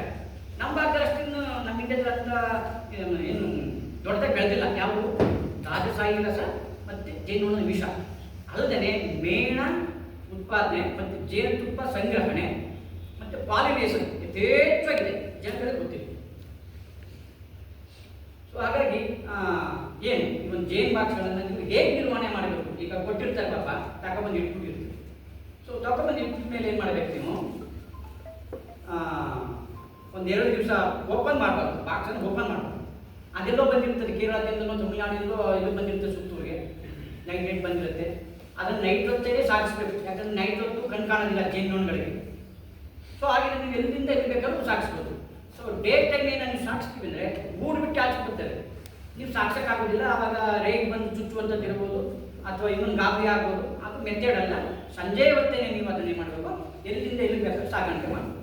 ಸೊ ಎಲ್ಲೊಂದು ಕಡೆ ಇರುತ್ತೆ, ಸುತ್ತೂರು ಇವತ್ತು ಬಂದಿರುತ್ತೆ, ನಾಳೆ ಸಾಯಂಕಾಲ ನಿಮಗೆಲ್ಲ ಇಶ್ಯೂ ಮಾಡಿರ್ತಾರೆ ಅನ್ಕೊಳ್ಳಿ. ನೀವು ತಗೊಂಡು ಹೋಗ್ಬಿಟ್ಟು ಮಾರ್ನಿಂಗೇನೆ ಅಥವಾ ನೈಟ್ ಅದು ಓಪನ್ ಮಾಡಿ ನೋಡಬಾರ್ದು. ಅದು ಟ್ರಾನ್ಸ್ಪೋರ್ಟಿಂಗ್ ಮಾಡೋ ಸಂದರ್ಭದಲ್ಲಿ ಫ್ರೇಮ್ಗಳೆಲ್ಲ ಅಳ್ಳಾಡಿರ್ಬೋದು, ಅಥವಾ ಅದು ಹಿಂಚೆ ಆಗಿರ್ಬೋದು. ಓಪನ್ ಮಾಡಿ ನೋಡಿದಾಗ ರೇಟ್ ಬಂದು ಚುಚ್ಚುವಂಥದ್ದಾಗುತ್ತೆ, ಮತ್ತು ರಾಣಿಗೆ ಡ್ಯಾಮೇಜ್ ಆಗಿಬಿಟ್ಟು ಆ ಗೂಡಲ್ಲಿ ಭಾಳ ತೊಂದರೆ ಆಗುತ್ತೆ. ಸೊ ಇಂಥ ಒಂದು ಕ್ರಮವನ್ನು ನೀವು ಮಾಡಬಾರ್ದು. ಒಂದು 2 ರಿಂದ 3 ದಿವಸ ಬಿಟ್ಬಿಡ್ಬೇಕಂತ. ಅದು ಮುಂಭಾಗ ಗೂಡು ಮುಂಭಾಗ ಒಂದು ಗೇಟ್ ಬಾಗಲಂತಿರುತ್ತೆ. ಸೊ ಅಲ್ಲಿ ಅಷ್ಟು ಹೋಗ್ಬಿಟ್ಟು ಎಲ್ಲೋ ಹೋಗ್ಬಿಟ್ಟು ವಾಪಸ್ ಅಲ್ಲೇ ಬರುತ್ತೆ, ಇನ್ನೊಂದು ದಿವಸ ಅಷ್ಟು ದೂರ ಹೋಗುತ್ತೆ, ಪರಿಸರನೆಲ್ಲ ಪರಿಚಯ ಮಾಡ್ಕೊಳುತ್ತೆ ಬರುತ್ತೆ. ಸೊ 3 ದಿವಸ ನಂತರ ಅದಕ್ಕೆ ಒಂದು ಅಲ್ಲಿ ನೋಡ್ಕೋಬೇಕು ಅವಧಿ ಏನು, ಎಂಥ ಅವಧಿ ಅಂದರೆ ಯಾವ ಕಾಲ, ಬೇಸಿಗೆ ಕಾಲನ, ಮಳೆಗಾಲನ ಅಥವಾ ವಸಂತ ಕಾಲನ, ಇವು ನೋಡ್ಕೋಬೇಕು. ವಸಂತ ಕಾಲ ಆದರೆ ಕೃತಕವಾದ ಆಹಾರವನ್ನು ನೀಡಬಾರ್ದು. ಮಳೆಗಾಲ ಆದರೆ ಅದು ಆಹಾರದ ಅಭಾವ ಆಗುತ್ತೆ. ಮಳೆ ನೀರು ಹುಯ್ತಾ ಇದ್ದರೆ ಆ ಊರಿನಲ್ಲಿರ್ತಕ್ಕಂಥ ಮಕರಂದ ಪರಾಗ ಮಳೆಯ ನೀರಿಗೆ ಬಿದ್ದು ಹಾಳಾಗೋಗ್ತದೆ. ಸೊ ಅಂಥ ಸಂದರ್ಭದಲ್ಲಿ ಅದಕ್ಕೆ ಆಹಾರ ಬೇಕಲ್ವಾ. ಅದಕ್ಕೆ ನೀವು ಅಲ್ಲಿನ ಪ್ರಜಾಸಂಖ್ಯೆಗೆ ಅನುಸಾರವಾಗಿ ಏನಪ್ಪ ಅಂದರೆ 8 ಫ್ರೇಮ್ ಇರುತ್ತೆ ಅಂತ ನಾನು ಹೇಳಿದ್ದೀನಿ ಒಂದು ಬಾಕ್ಸ್. ಆ 8 ಫ್ರೇಮಲ್ಲಿ 4 ಫ್ರೇಮು ಹುಳ ಮೊಟ್ಟೆ ಮರಿ ಒಂದು 4 ರಿಂದ 5 ಸಾವಿರ ನೊಣಗಳು ಇರ್ತವೆ. ಇನ್ನು 4 ಫ್ರೇಮ್ ಖಾಲಿ ಇರುತ್ತೆ. ಅದನ್ನು ಕಟ್ಕೋಬೇಕು, ಅವೇ ಕಟ್ಕೋಬೇಕು. ನೀವೇನು ತೊಂದರೆ ಇಲ್ಲ. ಅವು ಪರಿಸರದಲ್ಲಿ ಆಹಾರ ತರುತ್ತೆ, ಮೀನ ಉತ್ಪಾದನೆ ಮಾಡುತ್ತೆ, ತನ್ನ ಗೂಡಲ್ಲಿ ಮನೆಯನ್ನು ನಿರ್ಮಾಣ ಮಾಡಿಕೊಂಡು ರಾಣಿ ನೊಣ ಮೊಟ್ಟೆ ಇಡುತ್ತೆ, ವಂಶವನ್ನು ಅಂದರೆ ಪ್ರಜಾಸಂಖ್ಯೆನ ಜಾಸ್ತಿ ಮಾಡ್ತದೆ. ಪ್ರಜಾಸಂಖ್ಯೆ ಯಾವಾಗ ಜಾಸ್ತಿ ಆಯಿತು ಕೆಲಸ ಜಾಸ್ತಿ ಆಗುತ್ತೆ, ಕೆಲಸ ಯಾವಾಗ ಜಾಸ್ತಿ ಆಯಿತು ಜೇನುತುಪ್ಪವನ್ನು ತಂದು ತುಂಬಿಸುತ್ತೆ. ಸೊ ಮೇಣ ಕಟ್ಟುತ್ತೆ ಫಸ್ಟ್ ಗೂಡು, ಆಮೇಲೆ ತನ್ನ ಶೆಲ್ಗಳನ್ನು ಮಾಡಿದ ನಂತರ ಜೇನುತುಪ್ಪ ತಂದು ತುಂಬಿಸುತ್ತೆ. ಅದ್ರ ಮತ್ತೆ ಪ್ರಜಾಸಂಖ್ಯೆ ಜಾಸ್ತಿ ಆದರೆ ಜನಗಳು ಜಾಸ್ತಿ ಆಗುತ್ತೆ, ನಮ್ಮ ಹೊಲದಲ್ಲಿ ಬೇಗ ಕೆಲಸ ಆಗೋದು. ಸೊ ಹಾಗಾಗಿ ಅದರಲ್ಲಿ ಹುಳ ಮೊಟ್ಟೆ ಮೇಲೆ ಜಾಸ್ತಿ ಆದಾಗ ಅಲ್ಲಿ ಒಂದು ಉತ್ಪತ್ತಿನೂ ಕೂಡ ಜಾಸ್ತಿ ಆಗುತ್ತೆ. ಸೊ ಅಲ್ಲಿ ನೀವು ಇಡ್ತೀರಾ ನಿಮ್ಮ ತೋಟದಲ್ಲಿ. ಈ ಒಂದು 3 ದಿನ ಆದಮೇಲೆ ಅದಕ್ಕೆ ಮಳೆಗಾಲ ಇದ್ದರೆ ಸ್ವಲ್ಪ 1:1 ಪ್ರಕಾರ, ಅಂದರೆ 100 ಗ್ರಾಮ್ ಸಕ್ಕರೆ 100 ಗ್ರಾಮ್ ನೀರು, ಇದನ್ನು ಮಿಕ್ಸ್ ಮಾಡಿ ಯಾವ ರೀತಿ ತೋರಿಸ್ತೀನಿ ಇಲ್ಲಿ ಹೇಳೋದ್ರಿಂದ ಗೊತ್ತಾಗುತ್ತೆ. ಆರ್ಟಿಫಿಷಿಯಲ್ ಫುಡ್ನ ಯಾವ ರೀತಿ ಕೊಡೋದು ಅಂತ ಅದರೊಳಗಡೆ ಕೊಟ್ಟರೆ 1 ವಾರಕ್ಕೆ ಒಮ್ಮೆ ಮಾತ್ರ ಕೊಡಿ. ನೀವು ತಡಿಯೆಲ್ಲ ಕುಡ್ಕೊಬಿಟ್ಟರೆ ಇವತ್ತು ಅಂತಂದರೆ ಅವ್ರು ಕುಡ್ಕೊಂಡಿರೋದಿಲ್ಲ, ಕುಡ್ಬಿಟ್ಟು ಏನು ಮಾಡಿರುತ್ತೆ ತಗೊಂಡು ಶೆಲ್ಗಳು ತುಂಬಿಸಿಟ್ಟಿರುತ್ತೆ. ನೀವು ದಿನ ಕೊಡ್ತಾ ಇದ್ರೆ ಮಾಡಿದ್ರೆ ಕೊಡ್ತಾರೆ ತುಂಬಿಸಿರುತ್ತೆ. ಆಮೇಲೆ ಕೆಲಸನೇ ನಿಲ್ಲಿಸ್ಬಿಡ್ತವೆ ಅವು. ಇಲ್ಲೇ ಸಿಗ್ತಾ ಅದ್ರೆ ನಾವೇ ಇದು ಬೀದಿಗೆ ಹೋಗಿ ಮಾಡ್ಬೋದು. ಸೊ ಹಾಗಾಗಿ ಏನು ಮಾಡಬೇಕು, ನೀವು ವಾರಕ್ಕೊಮ್ಮೆ ಅದನ್ನ ಒಂದು 2 ತಿಂಗಳು ಅಷ್ಟು ಕೊಡಿ ಅಷ್ಟೇ. ಆಮೇಲೆ ನಿಲ್ಲಿಸ್ಬಿಡ್ಬೇಕು. ಅದಕ್ಕೆ ಬಂದು ನೀವು ಕೊಡ್ತಾ ಇದ್ರೆ ಗೂಡಿಂದ ಹಚ್ಚಿ ಹೋಗಲ್ಲ, ಕೆಲಸ ಕಾರ್ಯ ಸರಾಗವಾಗಿ ನಡೆಯುತ್ತೆ. ಸೊ ಗೂಡಲ್ಲಿ ಆರ್ಟಿಫಿಷಿಯಲ್ ನಾವು ಏನು ಕೊಟ್ವಿ, ಆಮೇಲೆ ಯಾರ ಸ್ನೇಹಿತರು ಕರ್ಕೊಬರೋದು, ಬಾಯಿಂದ ತಂದಿ ಏನೋದು, ಮುಂಚೆ ಓಪನ್ ಮಾಡೋದು, ಈಗ ನೋಡೋದು ಮುಚ್ಚು. ಅವನು ಇನ್ನೊಬ್ಬರಿಗೆ ಹೇಳ್ತಾನೆ, ಓ ಏನು ಬರ್ತಾನೆ ಅವ್ನು ಹೆಂಗೆ ಒಳಗೆ ಬಂತ ಅಂತ. ನಾವು ತೋರಿಸ ನಾವು ಬಂದಾಗ ಎತ್ತುದು ತೋರಿಸೋದು, ಹಿಂಗೆ ಎತ್ತುದು ತೋರಿಸ್ತಾ ಇದ್ರೆ ಗೂಡು ಬಿಟ್ಟು ಪರಾರಿ ಆಗುತ್ತೆ. ಸೊ ದಿಢೀರ್ನೆ ಬೆಳಕು ಬರುತ್ತೆ, ದಿಢೀರ್ನೆ ಕತ್ಲೆ ಆಗುತ್ತೆ, ಏನಪ್ಪ ಇದು ಒಂಥರ ಸಿಡಿಲು ಬಿಟ್ಟು ಒಂದೇ ಸಲ ಬರ್ತಾ ಅಂತ ಕೋಪ ಆಗುತ್ತೆ. ರೇಗೆ ಬಂದು ಚುಚ್ಚುಬೋದು. ನೀನು ಹೆಂಗೆ ಮಾಡ್ತಾ ಇರೋ ನಾನು ನಿಮ್ಗೆ ತೋರಿಸ್ತೀನಿ ಆಟ ಮಾಡ್ಬಿಟ್ಟು ಸೈಲೆಂಟಾಗಿ ಎಲ್ಲ ತಗೋಗಿದ್ದಾಗ ನನಗೆ ಊದ್ಬಿಟ್ಟು ಹೊಟ್ಟೋಗ್ಬಿಟ್ಟು ಅಲ್ಲೆಲ್ಲೋ ಪಾಪ ಅವ್ರು ಅನುಕೂಲ ಆಗ್ತದೆ ಮಾತುಕೊಟ್ರೆ ಕಲ್ಕೊಟ್ರೆ ಉಂಟು ಇಂಥ ಜಾಗದಲ್ಲಿ ವಾಸ ಮಾಡೋದು. ಯಾಕಂದ್ರೆ ಎಮ್ಮೆತನ ಇಟ್ಕಟ್ಟಾಗತ್ತೆ ಇವಾಗ ಪ್ರಕೃತಿಯಿಂದ ಇವಕ್ಕೆ. ಆಮೇಲೆ ಇನ್ನೊಂದು ಏನಪ್ಪ ಅಂದರೆ ಇವಕ್ಕೆ ಆಯಸ್ಸು, ಗಂಡು ನೊಣಗಳಿಗೆ ಆಯಸ್ಸು ಇಲ್ಲ. ಅದ್ರ ಬಣ್ಣ ಕಪ್ಪು ನೊಣ, ಫುಲ್ ಕಪ್ಪು ನೊಣ, ಚುಚ್ಚೋ ಮುಳ್ಳಿಲ್ಲ, ಆಹಾರದಲ್ಲಿರ್ತಕ್ಕಂಥ ಅಂಗಾಂಗಗಳಿಲ್ಲ. ಏನಪ್ಪ ಅಂದ್ರೆ ಕೆಲಸ ರಾಣಿ ಜೊತೆ ಮೇಟ್ ಆಗಿ ಸಂದರ್ಭದಲ್ಲಿ ಗಂಡು ನೊಣ ಮಾತ್ರ ಗೂಡಲ್ಲಿ ಉತ್ಪತ್ತಿ ಮಾಡ್ಕೊತವೆ. ಎಲ್ಲ ಕಾಲದಲ್ಲೂ ಕೂಡ ಗಂಡು ನೊಣಗಳು ಇರಲ್ಲ. ಅದು ಪ್ರಜಾಸಂಖ್ಯೆ ಅಂದರೆ ಆರೋಗ್ಯವಾಗಿರ್ತಕ್ಕಂಥ 8 ಫ್ರೇಮ್ ಜೇನು ಪೆಟ್ಟಿಗೆದಲ್ಲಿರುವಂಥದ್ದು ಸುಮಾರು 200 ರಿಂದ 300 ಮಾತ್ರ ಗಂಡು ನೊಣ ಇರುತ್ತೆ.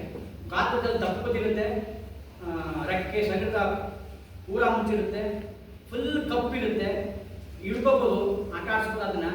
ಸೊ ಮುಳ್ಳಿಲ್ಲ, ಆಹಾರಕ್ಕೆ ಅಂಗಾಂಗವಿಲ್ಲ, ಗೂಡು ಬಿಟ್ಟು ಹಾಕಿ ಹೋಗೋದೇ. ಸೊ ಏನಪ್ಪ ಅಂದರೆ ಗೂಡಿನಲ್ಲಿ ತಂದಾಕಂಥ ಆಹಾರವನ್ನು ತಿಂದಾಕ ಮನೆ ಮಾಡೋ ಕುಂತಿರೋದು. ಸೊ ಇದು ಎಲ್ಲ ಸಮಯದಲ್ಲೂ ತನ್ನ ಗೂಡಿನಲ್ಲಿ ಗಂಡು ನೊಣಗಳನ್ನು ನೋಡಲಿಕ್ಕೆ ಸಾಧ್ಯ ಇಲ್ಲ. ಯಾವಾಗ ರಾಣಿ ನೊಣಕ್ಕೆ ಅವಶ್ಯಕತೆ ಇದೆಯೋ ಅವಾಗ ಮಾತ್ರ ಸೃಷ್ಟಿ ಮಾಡ್ಕೊಳ್ಳುವಂಥದ್ದು. ಅದ್ರ ಕೆಲಸ ಆಯ್ತಾ ಅದನ್ನೆಲ್ಲ ಒಂದೆಲ್ಲ ನೊಣಗಳು ಸಾಯಿಸಿ ನಾವು ಕೆಲಸಗಾರ ನೊಣಗಳು ನಾವು ತಂದಾಕಲು ತಿಂದಾಕ ಮೆಳಗಟ್ಟ ಮಾಡ್ಕೊಂಡಿದ್ದೀವಿ ಮುಂದೆ ನಡೆಯಲ್ಲ ಹೀಗೆ ಸಾಯಿಸಿ ಆ ಕೆಲವನ್ನು ಸಾಕೋದು. ಸೊ ಅದ್ರ ಆಯಸ್ಸ ಇಲ್ಲ, ಯಾವಾಗ ಹುಟ್ಟು ಯಾವಾಗ ಬೇಕಾದ್ರೂ ಸಾಯೋದು. ಸೊ ಕೆಲಸಗಾರನೊಂದು 90ರಿಂದ 120 ದಿವಸ ಅಂದರೆ 3 ರಿಂದ 4 ತಿಂಗಳು. ಸೊ ಈ 3 ರಿಂದ 4 ತಿಂಗಳು ಇರ್ತಕ್ಕಂಥದ್ದು ನಚಕಪ್ಪಾಗಿರುತ್ತೆ. ಇದು ಮೊಟ್ಟೆ ಇರ್ತಕ್ಕಂಥ ಅಂಗಾಂಗ ಇಲ್ಲ, ಇದು ಕೂಡ ಎಣ್ಣೆ, ಆದರೆ ಮೊಟ್ಟೆ ಇರ್ತಕ್ಕಂಥ ಅಂಗಾಂಗ ಇಲ್ಲ. ಇವೆಲ್ಲ ಪ್ರಕೃತಿಯ ಒಂದು ನಿಯಮ. ಸೊ 3 ರಿಂದ 4 ತಿಂಗಳಾದ್ಮೇಲೆ ಆಟೋಮೆಟಿಕ್ಕಾಗಿ ಸತ್ತೋಗ್ತದೆ.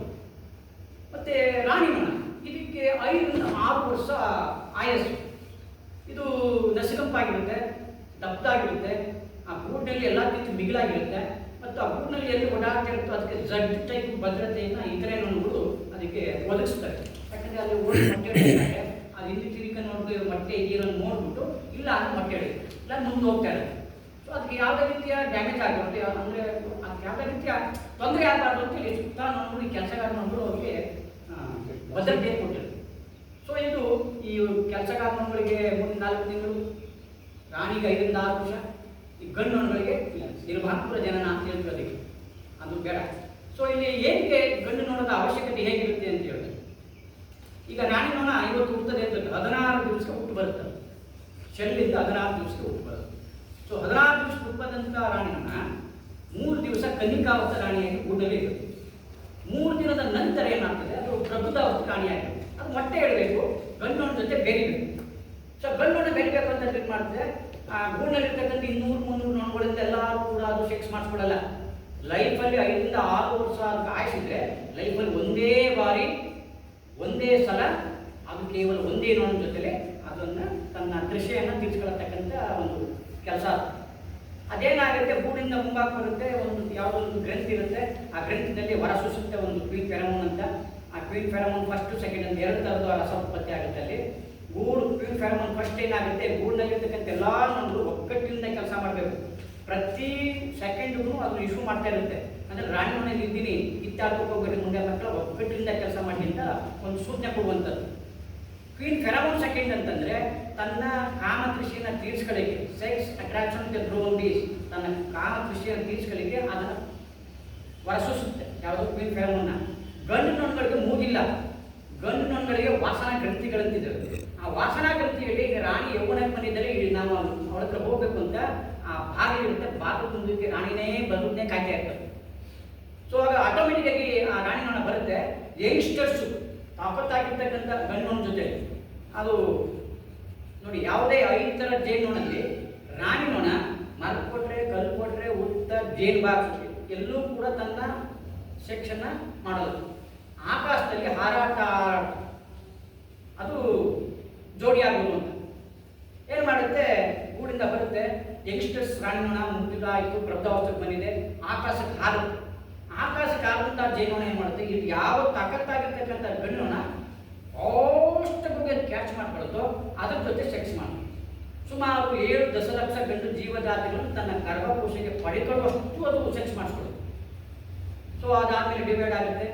ಡಿವೈಡ್ ಆದಮೇಲೆ ರಾಣಿ ನೊಣಕ್ಕೆ ಹೊಟ್ಟೆ ಭಾಗ ದಪ್ಪ ಆಗುತ್ತೆ. ಬೇರ್ಪಟ್ಟಾಗ ಗಂಡು ನೊಣ ಸತ್ತೋಗ್ಬಿಡುತ್ತೆ, ಯಾಕಂದರೆ ಅದು ಜನನೇಂದ್ರ ಭಾಗ ಕಿತ್ತೋಗುತ್ತೆ. ಸೊ ಸತ್ತೋಗುತ್ತೆ, ಅದು ಬಿದ್ದೋಗುತ್ತೆ. ಇದು ವಾಪಸ್ಸು ಅಂತ ತನ್ನ ಗೂಡನ್ನು ಸೇರಿ ಒಂದು 2-3 ದಿವಸ ನಮಗೆ ರೆಸ್ಟ್ ಬೇಕು. ಆಮೇಲೆ ರೆಸ್ಟ್ ಆದಮೇಲೆ ಎವ್ರಿಡೇ 500 ರಿಂದ 1500ವರೆಗೂ ಮೊಟ್ಟೆ ಇರ್ತಕ್ಕಂಥ ರಾಣಿ ನೊಣಕ್ಕೆ ಶಕ್ತಿ ಇದೆ. ಒಂದು ದಿನಕ್ಕೆ 500 ರಿಂದ 1500ವರೆಗೂ ಮೊಟ್ಟೆ ಇರ್ತಕ್ಕಂಥ ಶಕ್ತಿಯನ್ನು ರಾಣಿ ನೊಣ ಇದೆ. ಸೊ ವಯಸ್ಸಾದಂಗೆ ಸ್ವಲ್ಪ ಕಡಿಮೆ ಆಗ್ತಿದೆ, ಬಟ್ ಅದರ ಆಯುಷ್ 5 ರಿಂದ 6 ವರ್ಷ. ಈಗ 3 ವರ್ಷ 4 ವರ್ಷ ಗಂಟ ಚೆನ್ನಾಗಿರುತ್ತೆ, ಸ್ವಲ್ಪ ತಾಕತ್ತಾಗಿರುತ್ತೆ. ಸೊ ಮೊಟ್ಟೆ ಇಡುತ್ತೆ. ಸೊ ವಯಸ್ಸಾದ ಕಡಿಮೆ ಆದಾಗ ಆ ಮೊಟ್ಟೆ ಇಡೋ ಪ್ರಮಾಣ ಕಡಿಮೆ ಆಗುತ್ತೆ. ಅವಾಗ ಏನು ಮಾಡುತ್ತೆ, ಇನ್ನೊಂದು ರಾಣಿ ಕಣವನ್ನು ಸೃಷ್ಟಿ ಮಾಡಿ ಇದು ಹೊರಗಡೆ ಹೋಗುತ್ತೆ. ಸೊ ಹಾಗಾಗಿ ಅದು 16 ದಿವಸ ಹುಟ್ಟು ಬಂದು ಯಥಾಸ್ಥಿತಿ ಗಂಡು ನೊಣ ಜೊತೆ ಇದು ಮಾಡೋದು, ತನ್ನ ಗೂಡನ್ನು ಇಂಪ್ರೂವ್ಮೆಂಟ್ ಮಾಡ್ಬೋದು. ಇದು ದೈವದತ್ತವಾಗಿ, ಪ್ರಕೃತಿ ದತ್ತವಾಗಿ ನೀಡ್ತಕ್ಕಂಥ ಕ್ರಿಯೆ. ಸೊ ಹಾಗಾಗಿ ಈ ಒಂದು ಜೇನು ನೊಣಗಳನ್ನು ಸಾಕೋದು ಭಾಳ ಅತಿ ಸರಳ ಮತ್ತು ಸೂಕ್ಷ್ಮ ನೋಡ್ಕೋಬೇಕು. ಇದನ್ನು ಓನರ್ ಯಾರು ಅಂತ ಗೊತ್ತಾಗಬೇಕು ಅಂತ ತಿಳ್ಕೋಬೇಕು ಅಂದ್ರೆ ನೀವು ಅದಕ್ಕೊಂದು ಗುರುತು ಮಾಡ್ಕೋಬೇಕು. ಈಗ ನಾನು ಏನು ಹೇಳ್ತೀನಿ, ವಾರಕ್ಕೊಮ್ಮೆ ಅಥವಾ ನಿಮಗೆ ಸಮಯ ಇರುವ 15 ದಿವಸಕ್ಕೊಮ್ಮೆ ಜೇನು ಪೆಟ್ಟಿಗೆಯನ್ನು ಕ್ಲೀನ್ ಮಾಡಬೇಕು, ಸ್ವಚ್ಛ ಮಾಡಬೇಕು. ಅದು ಯಾವ ರೀತಿ ಅಂತ ನಾನು ತೋರಿಸ್ತೀನಿ ಜೇನು ಬಾಕ್ಸಲ್ಲಿ. ಸೊ ಆ ಸ್ವಚ್ಛ ಮಾಡುವಂಥ ಸಂದರ್ಭದಲ್ಲಿ ಇವರೇ ಓನರ್ ಅಂತ ಗೊತ್ತಾಗಬೇಕಲ್ವಾ. ಅವನು ಈಗ ನಾನು ಎಲ್ಲೋ ಪಾಪ ಎಮರ್ಜೆನ್ಸಿ ಹೊಡ್ಬೋದು 15-20 ದಿನ ಆಗಿರೋದೆ ಜೇನು ಬಾಕ್ಸ ಕ್ಲೀನ್ ಮಾಡ್ಬಿಟ್ಟು ನನ್ನ ಮಗನಿಗೆ ತಮ್ಮನಿಗೆ ಹೇಳ್ಬಿಟ್ಟು ನಾನು ಮಾಡ್ತೀನಿ ಮೆತ್ತಡ ಗೊತ್ತಿರಲ್ಲ, ಎತ್ತೊತ್ತ ಮಾಡ್ತಾನೆ. ಅವಾಗ ಏನು ಮಾಡ್ತಾರೆ, ರೇಟಿ ಬಂದು ಚುಚ್ಚೋ ಸ್ವಲ್ಪ ಇರುತ್ತೆ, ಬಿಟ್ಟು ಹೋಗುವಂಥ ಸಂದರ್ಭ ಇರುತ್ತೆ. ಅವನು 2-3 ಚುಟ್ಟ ತಕ್ಷಣ ಮುಚ್ಚಳ ಮುಟ್ಟಿದ ತಕ್ಷಣ ಅದಕ್ಕೆಲ್ಲ ನೊಣಗಳೆಲ್ಲ ಸಿಗಾಕೊಂಡು ಸುತ್ತೋಗ್ತಕ್ಕಂಥ ಸಂದರ್ಭಗಳಿರುತ್ತೆ. ಸೊ ಹಾಗಾಗಿ ನೀವೇ ಅವ್ರು ಓನರ್ ಅಂತಂದರೆ ಸೈಡಲ್ಲೋ ಅಥವಾ ಹಿಂದನೋ ಮುಂಭಾಗದಲ್ಲಿ ನಿಂತ್ಕೊಳ್ಳೋಂಗಿಲ್ಲ. ಅದು ಹಿಂಗೆ ಯಾಕೆ ಮಾಡಬೇಕು, 3 ಸಲ ಹೀಗೆ ಅಡಿಗೆ ಮಾಡಿ ಡಬ ಹೊಡೆದ್ಬಿಟ್ರೆ ಅದು ಗಾಬರಿ ಆಗುತ್ತವೆ. ಸೊ ನಿಮಗೆ ಅದೇ ಒಂದು ಇದು ನೆನಪಿರ್ಬೇಕು, ಓನರ್ ಬಂದು ಅಂತ ಅವು ಗೂಡುಗಳನ್ನು ಎಣಿತಾ ಇರ್ತಾರೆ, ಮೇಲ್ದಿಂದ ಆಹಾರ ತಿನ್ನಿಸ್ತಾ ಇರ್ತಾರೆ, ಸೆಕ್ಯೂರಿಟಿ ಕೊಟ್ಟಿರ್ತಾರೆ. ಈ ಕೆಲಸಕ್ಕಾಗಿ ಏನಾಗುತ್ತೆ, ನಾಲ್ಕು ಮಾಡಿದ ತಕ್ಷಣ ನಿಶಬ್ದವಾಗ್ತದೆ. ನೀವೇನು ಮಾಡಿದ್ರೆ ಹೋಗಿ ಮುಚ್ಚಳ ತಗ್ಬಿಟ್ರೆ ಅದಕ್ಕೆ ಕೋಪ ಬಂದ್ಬಿಡುತ್ತೆ. ಸಡನ್ನಾಗೆ ಬಿಸಿಲಿನ ಕಿರಣ ಥರ ಅದಕ್ಕೆ ಗಾಬರಿಯಾಗಿ ಏನು ಮಾಡ್ತಾರೆ, ಮುಖಕ್ಕೆ ಕಣ್ಣಿಗೆ ಕೈ ಕಾಯಿ ಎಲ್ಲ ಸುಚ್ಚಾಗ್ಬಿಡುತ್ತೆ, ಬಿಟ್ಬಿಟ್ಟು ಓಡ್ಬಿಡುವಂಥ ಸಂದರ್ಭ ಇರುತ್ತೆ, ಅಷ್ಟೊಂದು ನೋವಾಗುತ್ತೆ. ಆದರೆ ನೀವು ಎದುರ್ಕೋಬಾರ್ದು. ದಯಮಾಡಿ ಜೇನು ಬಾಕ್ಸನ್ನು ಯಾವ ರೀತಿ ಟೆಸ್ಟ್ ಮಾಡಬೇಕು ಅಂದರೆ, ಬೆಳಿಗ್ಗೆ 10ರಿಂದ 11 ಗಂಟೆ ಒಳಗೆ ಸಮಯ ರೇಖೆ 10ರಿಂದ 11. ಆ ಸಂದರ್ಭದಲ್ಲಿ ಮೋಡ ಮುಸುಕಿದ ವಾತಾವರಣ ಇರಬಾರ್ದು, ಮಳೆ ಬರ್ತಕ್ಕಂಥ ವಾತಾವರಣ ಇರಬಾರ್ದು, ಜಾಸ್ತಿ ಬಿಸಿಲು ಇರಲ್ಲ, ಜಾಸ್ತಿ ತಂಪಾದ ಒಂದು ವಾತಾವರಣ ಕೂಡ ಅದರಲ್ಲಿ ಇರೋದಿಲ್ಲ. ಮತ್ತು ಸಂಜೆ 4ರಿಂದ 5 ಗಂಟೆ ಒಳಗೆ, ಯಾಕಂದರೆ ಸೂರ್ಯ ಆಗ ಬಾಗಿರ್ತಾನೆ, ಸೂರ್ಯನ ಕಿರಣಗಳು ಬೇಕಾದ್ರೆ ಸೈಡಿಂದ ಬಂದು ಬೀಳ್ಬೋದು, ಡೈರೆಕ್ಟಾಗಿ ಬೀಳುವಂಥ ಸಂದರ್ಭ ಅಲ್ಲ. ಆವಾಗಲೂ ಕೂಡ ಮೋಡ ಮುಸುಕಿದ ವಾತಾವರಣ ಇರಬಾರ್ದು, ಮಳೆ ಬಂದಿರ್ತಕ್ಕಂಥ ಸಂದರ್ಭ ನೀವು ಜೇನು ಬಾಕ್ಸ್ ಓಪನ್ ಮಾಡ್ಕೊಳ್ಬಾರ್ದು. ಯಾಕಂದರೆ ಅದು ಹುಳ ಮೊಟ್ಟೆ ಮರಿಗಳನ್ನ ಶಾಖದಿಂದ ಕಾಪಾಡಿಕೊಂಡು ಮೊಟ್ಟೆನ ಬಡಿಗೆ ಏನು ಪ್ರಯತ್ನ ಮಾಡಬೇಕು ಅದನ್ನು ಶಾಖ ಕೊಟ್ಟು ಇರುತ್ತೆ ಬೆಚ್ಚಗೆ. ನೀವು ಮಳೆಗಾಲದ ತೆಗೆದು ಚಳಿಗಾಲದ ತೆಗೆದು ಆಮೇಲೆ ಬಿಸಿಗಾಲದ ತೆಗೆದ್ರೆ ಮೊಟ್ಟೆ ಹೊಡೆದು ಪ್ರತಿಕ್ರಿಯೆ ಆಗಿ ಹುಳ ಆಗಲ್ಲ. ಸೊ ಅವಾಗಿ ನೀವು 10ರಿಂದ 11, 4ರಿಂದ 5 ಈ ಸಮಯದಲ್ಲಿ ನಿಮ್ಗೆ 15 1 ತಿಂಗಳು ಒಂದ್ಸಲ ಮಾಡಿ. ಬಟ್ ಹರಿಮನೆ ಅಂತಿರುತ್ತೆ, ಅದನ್ನು ನೀವು ಕ್ಲೀನ್ ಮಾಡಬೇಕು. ಜೇನು ಬಾಕ್ಸ್ ಅಲ್ಲಿ ಯಾವ ಭಾಗಗಳಿದ್ದಾವೆ ಅಂತ ಜೇನು ಬಾಕ್ಸ್ ತೋರಿಸ್ಬಿಟ್ಟು ಹೇಳಬೇಕು, ಅದನ್ನು ನಾನು ಹೇಳ್ತಾ ಇಲ್ಲ ಅಂದರೆ ಮಾತಾಡಕ್ಕಾಗಲ್ಲ. ಸೊ ಇದು ಏನಪ್ಪ, ಈ ಜೇನು ಸಾಕಿದ್ರೆ ರೈತರಿಗೆ ಏನೇನು ಉಪಯೋಗ, ನಮ್ಗೆ ಏನು ಉಪಯೋಗ? ನಾವು ಮುಖ್ಯವಾಗಿ ನಮಗೆ ನೇರವಾಗಿ ಪ್ರತ್ಯಕ್ಷವಾಗಿ ಸಿಗ್ತಕ್ಕಂಥದ್ದು ಜೇನುತುಪ್ಪ, ಜೇನು ಮೇಣ. ಪರೋಕ್ಷವಾಗಿ ಸಿಗ್ತಕ್ಕಂಥದ್ದು ಪಾಲಿನೇಷನ್, ಏನು ಪರಾಗಸ್ಪರ್ಶ ಜಾಸ್ತಿ ಆದರೆ ಇಳುವರಿ ಜಾಸ್ತಿ. ಈಗ ಕೆಲವು ತೆಂಗಿನ ತೋಟಗಳಲ್ಲಿ ಉದುರ್ತಾ ಇರ್ತದೆ, ಕಾರಣ ಏನೇನೇ ಇರ್ಬೋದು, ಅವಾಗೆ ನುಸಿ ರೋಗ ಬಂದಿರ್ಬೋದು, ಅಥವಾ ಫಲವತ್ತಾದಂಥ ಮಣ್ಣಿಲ್ಲ, ಗೊಬ್ಬರ ಇಲ್ಲ, ನೀರಿಲ್ಲ, ಅಥವಾ ಏನೋ ಒಂದು ಕೊರತೆಯಿಂದಾಗಿ ಉದುರ್ತಾ ಇರ್ತದೆ. ಸೊ ಜೇನು ಬಾಕ್ಸನ್ನು ಕೂಡ ಇಡಿ. ಈಗ ವರ್ಷ ಪೂರ ಆಹಾರ ಸಿಗ್ತಕ್ಕಂಥ ಮರ ಗಿಡಗಳಿದೆ ಅಂತಂದರೆ ತೆಂಗು, ಬಾಳೆ, ಇವೆರಡಲ್ಲಿ ವರ್ಷ ಪೂರ ಸಿಗ್ತದೆ. ಮಕರಂದ ಸಿಗುತ್ತೆ, ಪರಾಗ ಸಿಗುತ್ತೆ. ಹಾಗಾಗಿ ಈ ಒಂದು ತೆಂಗಿನ ಮರದಲ್ಲಿ ಒಂದೇ ಬಾಳೆ ಒಂದೇ ದಿವಸ ಕೊಡಿತದ, ಅಥವಾ ಒಂದು ತೋಟದಲ್ಲಿ ಒಂದು 10 ಎಕರೆ, ಒಂದು 5 ಎಕರೆ ಬಾಳೆ ಗಿಡದಲ್ಲಿ ಒಂದೇ ಸಲ ಬಾಳೆ ಮನೆ ಫ್ರೆಂಡ್ ಆಗುತ್ತಾ. ಹಾಗಾಗಿ ಮುಟ್ಟದ ಮುನಿಯಿಂದ ಹೂವಿನ ಗಿಡಗಳು ಎಲ್ಲ ಹೂಗಳಿಗೂ ಹೋಗ್ತವೆ ಜೇನುಗಳು. ಯಾವ ತುರುವೆ ಜೇನು, ಹೆಚ್ಚೇನು ಹಂಗಲ್ಲ, ದೊಡ್ಡ ದೊಡ್ಡ ಹೂಗಳಿಗೂ ಹೋಗುತ್ತೆ. ಯಾಕೆಂದರೆ ಮುಟ್ಟು ಮುನಿ ಹೂವು ಮತ್ತು ರೋಜಾದ ಹೂವು ಅಥವಾ ತುಂಬೆ ಹೂವಿಗೆ ಹೋದರೆ ಆ ನೀಟಾಗಿ ಎಣಿಕೋದಿವೆ ಗಾತ್ರದ ದಪ್ಪ ಹೂವು ಬಿದ್ದೋಗ್ಬಿಡುತ್ತೆ. ಸೊ ಹಾಗಾಗಿ ಅವಕ್ಕೆ ಹೇಳಿ ಬ್ಯಾಲೆನ್ಸ್ ಆಗುತ್ತೆ. ಹಾಗಾಗಿ ಅವರು ಏನು ಬೆಳೆ ಬೆಳೆಯುತ್ತಿರುವ ಅವುಗಳ ಅನುಸಾರವಾಗಿ ಈ ತೆಂಗಲ್ಲಿ ಒಂದಷ್ಟು ದಿನ ನೋಡಿ ಟ್ರಯಲ್ ಮಾಡಿ ಹರಳು ಉದುರುಪಿಯನ್ನು ತಳ್ಳಬೇಕು. ಮತ್ತು ಈಗ ನೀವು ತರಕಾರಿ ಬೆಳೆಗಳನ್ನ ಕೆಲವರು ಬೆಳೀತಾರೆ, ಅದು ಯಾವಾಗ ಒಂದು ಔಷಧಿ ಹೊಡಿಬೇಕು. ಎಲೆಕೋಸು, ಹೂಕೋಸು, ಗೆಡ್ಡೆಕೋಸು, ಬೀನ್ಸು ಇವೆಲ್ಲ ಔಷಧಿ ಹೊಡಿಲೇಬೇಕು. ಈಗ ಯಾವ ಗೊತ್ತಾಗಿಲ್ಲ. ಸೊ ಅಂಥಕ್ಕೆ ಜೇನು ಬಾಕ್ಸನ್ನು ಇಟ್ಕೊಂಡು ಇಟ್ಟಿದ್ದೀನಿ ಸರ್ ಪಾಲಿನೇಷನ್ ಆಗಿದೆ ಅಂತ ಹೋಗಿ ಬಂದಿದೆ ಔಷಧಿ ಹೊಡಿಬೇಕು, ಏನು ಮಾಡೋ ಸರ್ ಅಂದರೆ, ಈಗ ನಾಳೆ ನೀವು ಸಿಂಪಡಣೆ ಮಾಡ್ತೀವಿ ಅಂತಂದರೆ ಇವತ್ತೇನು ಮಾಡಬೇಕು, ಅದನ್ನು ಗೇಟ್ ಕ್ಲೋಸ್ ಮಾಡಿ ಒಳಗಡೆಗೆ ಒಂದು ಸಕ್ಕರೆ ನಿನ್ನ ಹೇಳಿದ ಒಂದಿಷ್ಟು ಒಂದು ಪ್ರಕಾರ ದ್ರವರೂಪದ ವಸ್ತುಗೆ ಒಂದು ಕಾಟನ್ ಬಟ್ಟೆ ಒಳಗೆ ಹಿಂಗೆ ಹಚ್ಚಿಬಿಟ್ಟು ಒಳಗಡೆ ಮುಚ್ಚಲಾಗ್ತದೆ. ಅದು ತೋರಿಸ್ತೀನಿ ಅದು ಯಾವ ರೀತಿ ಮಾಡ್ಬೋದು. ಸೊ ಅಲ್ಲಿ ಏನಾಗುತ್ತೆ, ಇದು ಹೊರಗಡೆ ಹೋಗಿ ಕಲೆಕ್ಟ್ ಮಾಡ್ಕೊಬಿಡ್ತಿತ್ತಲ್ಲ, ಆದರೆ ಇಲ್ಲೇ ಕಲೆಕ್ಟ್ ಮಾಡುತ್ತೆ. ಇದು ಹೊರಗಡೆ ಹೋಗಲ್ಲ. ನಾಳೆ ನೀವು ಔಷಧಿ ಹೊಡಿತೀವಿ, ಔಷಧಿ ಹೊಡಿದೇನು 24 hours ಅಥವಾ 36 ಗಂಟೆ ಏನು ಅಲ್ಲೇ ಇರಲ್ಲ, ಅದು ಬಿಸಿಲು ಹವೆ ಆಗೋಗುತ್ತೆ. ಸೊ ನೀವು ನಾಳೆ ಔಷಧಿ ಹೊಡಿತಾ ಇದ್ದೀವಿ ಅಂದರೆ ನೀವು ಸಾಯಂಕಾಲನೇ ಕ್ಲೋಸ್ ಮಾಡಬೇಕು, ನಾಳೆ ಸಾಯಂಕಾಲನೇ ಓಪನ್ ಮಾಡಿ. ಇದು ಔಷಧಿ. ಆಮೇಲೆ ನಮ್ದೇನು ಆಗಿದೆ ಸರ್, ಈಗ ಬೇರೆಯವ್ರಿಗೆ ಗೊತ್ತಾಗಲ್ಲ, ಬೇರೆಯವರೆಲ್ಲೋ ಒಂದು 5 ಕಿಲೋಮೀಟರ್. ಆಮೇಲೆ ಜೇನುನೊಣಗಳು ಸುಮಾರು 1.5 ರಿಂದ 2 ಕಿಲೋಮೀಟರ್ ಸುತ್ತಾಡದೆ ಹೋಗ್ತವೆ. ಜೇನು ಈ ನಮ್ಮ ತುವೆ ಜೇನು 1.5 ರಿಂದ 2 ಕಿಲೋಮೀಟರ್ ಏನಕ್ಕೆ ತನ್ನ ಆಹಾರವನ್ನು ತರ್ತಕ್ಕಂಥ ಒಂದು ಹುಡಿಕೊಂಡು ಗಿಡ ಮರಗಳು ಎಲ್ಲಿ ಸಿಗುತ್ತೆ ಓಕೆ, ಅಷ್ಟು ದೂರ 1.5 ರಿಂದ 2 ಕಿಲೋಮೀಟರ್ ಹೋಗಿ ತನಗೆ ಬೇಕಾಗ್ತಕ್ಕಂಥ ಪರಾಗ, ಮಕರಂದ, ಗೋಂದು, ನೀರು ಎಲ್ಲ ತರ್ತಕ್ಕಂಥ ಪ್ರಕ್ರಿಯೆಯನ್ನು ಅಷ್ಟು ಅವಧಿ, ಅಷ್ಟು ಒಂದು ಇದ್ರ ಲಿಮಿಟೇಷನ್ ವರ್ಕ್ ಮಾಡಿ. ಸೊ ಈ ಜೇನುನೊಣ ನೀವು ಆ ರೀತಿ ಕಂಟ್ರೋಲ್ ಮಾಡಿದಾಗ ಔಷಧಿನೂ ಕೂಡ ಹೊಡ್ಕೋಬೋದು. ಅಥವಾ ಬೇರೆಯವ್ರನ್ನ ತಿಳ್ಕೋಬೇಕು. ಟೊಮೊಟೊ ಏನೋ ಹೊಡಿ, ನಾಳೆ ಔಷಧಿ ಹೊಡಿತೀರಿ ಹಣ ಹೀಗಿದ್ರೆ ತಿಳ್ಕೋಬೇಕು. ಹಣ ಯಾವ ಹೊಡಿತೀರ ಔಷಧಿಯ, ಫ್ಲವರ್ ಸ್ಟೇಜಲ್ಲಿ ಹೊಡಿತೀರಾ ಅಥವಾ ಹುಳ ಬಂದಾಗ ಹೊಡಿತೀರಾ ಅಥವಾ ಏನೋ ಕೇಳ್ಕೋಬೇಕು. ಬೆಳೆದಿರೋರು ಗೊತ್ತಿರುತ್ತೆ ಅನುಭವ. ಮುಂಕರ ನಾಳೆ ಪಡಿತೀನಿ ಅಂತ ಇವತ್ತೇ ಕ್ಲೋಸ್ ಮಾಡಿರ್ಬೇಕು. ಸೊ ಇದಾದರೆ ಈ ಏನು ಇವು ಕೂಡ ಗೊತ್ತಾ ಸೂಕ್ಷ್ಮ ವಾಸನೆಯಿಂದ ಇರ್ತೇನೆ ಹೊಡಿತಾ ಹೋಗುತ್ತೆ. ವಾಸನಾ ಗ್ರಂಥಿಗಳು ಅಂತ ಇರ್ತವೆ, ಸಿಂಪ್ಟಮ್ಸ್ ಗೊತ್ತಿರ್ತವೆ, ವೈದ್ಯ ಆಗ್ತವೆ. ಗೊತ್ತಾದ ತಕ್ಷಣ ಜೇನುನೊಣಗಳಿಗೆ 3 ಕಣ್ಣು, 2 ಸಾಮಾನ್ಯ ಕಣ್ಣು, 1 ಸೂಕ್ಷ್ಮ ಕಣ್ಣು. ಈಗ ಅಲ್ಲಿ ಎಲ್ಲೋ ಒಂದು ಗಿಡ ಹೋಗಬೇಕು, ಅಲ್ಲಿ ಯಾವುದೋ ಒಂದು ರೂಪದ ಮರದಲ್ಲಿ ಬಲ್ಲಿನ ಕುಂತಿರುತ್ತದೋ, ಅಂಟೆ ಗೊಜ್ಜನ ಕುಂತಿರುತ್ತದೋ ಅಥವಾ ಜೇಡ ಅಥವಾ ಏನಾದ್ರು ಕುಂತಿರುತ್ತೆ, ಏನು ಅವಕ್ಕೇನು ವೆಚ್ಚ ನಾನು ತಿನ್ಬೇಕು. ಸೊ ಈ ಜೇನುನೊಣ ಹೂನಲ್ಲಿ ಹೋಗಿ ಕುಂತ್ಕೊಂಡು ಮಕ್ಕಳನ್ನ ಪರಾಗಿ ತಿಂತಕ್ಕಂಥ ಸಂದರ್ಭದಲ್ಲಿ ಆಟ ಆಡ್ಕೊಂಡು ಎಲೆ ಮರ ಬಂದು ಕುಂತ್ಕೊಂಡು ಅದನ್ನ ಗಾಪಿ ಕ್ಯಾಕ್ ಮಾಡ್ಬೋದು. ಸೊ ಹಾಗಾಗಿ ಸೂಕ್ಷ್ಮ ಕಣ್ಣು ಮತ್ತು ನಿಧಿ ನೋಡಿ ಎಷ್ಟೊಂದು ವಿಚಿತ್ರ ಅಂತ ಈ ಜೇನುನೊಣದಲ್ಲಿ ಆ ಸೂಕ್ಷ್ಮ ಕಣ್ಣನ್ನ ಕೊಡುತ್ತೆ. ಆಹಾರ ಗಿಡ ಮರದಲ್ಲಿ ಏನು ಉಪದ್ರವಗಳಿಗೆ ಅಂತ ಎಲ್ಲಿಲ್ಲ ಅಂತ ಮಾತ್ರ ಹೋಗೋದು, ಯಾವುದೋ ಒಂದು ಸಣ್ಣ ಕೀಟ ಕಂಡು ಹೋಗಲ್ಲ ಅಲ್ಲಿ ಜೇನುನೊಣ. ಸೊ ಈ ಒಂದು ಕೀಟಕ್ಕೆ ಇಷ್ಟೆಲ್ಲ ಸಕ್ಸಸ್ ಮಾಡಿದ್ರು ನಾವು ತಂದಿರ್ತವಲ್ಲ ಅವಕ್ಕೆ ಏನು ಜೇನುತುಪ್ಪ ಪರಿವರ್ತನೆ ಮಾಡಿ ಮಕರಂದವನ್ನು ತಂದು ಪರಾಗವನ್ನು ತಿಂದು ಮತ್ತೊಂದೆಲ್ಲ ಮಾಡಿ ಜೇನುತುಪ್ಪವಾಗಿ, ಅಂದರೆ ಮಕರಂದ ತುಂಬಿಸಿಡುತ್ತಲ್ಲ, ಆ ತುಂಬಿಸಿಡೋದೆಲ್ಲ ಜೇನುತುಪ್ಪ ಅಲ್ಲ, ಅದರಲ್ಲಿ ನೀರಿನ ಅಂಶವನ್ನು ತೆಗಿಬೇಕು. ನೀರಿನ ಅಂಶ ಏನಪ್ಪ ಅಂತಂದರೆ 10% ಮಕರಂದ ಇರುತ್ತೆ, ಇನ್ನು 90% ನೀರಿನ ಅಂಶ ಇರುತ್ತೆ. ಸೊ ಅದನ್ನ ಊಟ ಮಾಡಬೇಕು. 90% ಜೇನುತುಪ್ಪವಾಗಿ 10% ನೀರಿನ ಅಂಶ ಮಾಡಬೇಕು ಅಂದರೆ 1 ಸೆಕೆಂಡಿಗೆ 440 ಬಾರಿ ರೆಕ್ಕೆಯನ್ನು ಬೀಸ್ತದೆ ಜೇನುನೊಣ.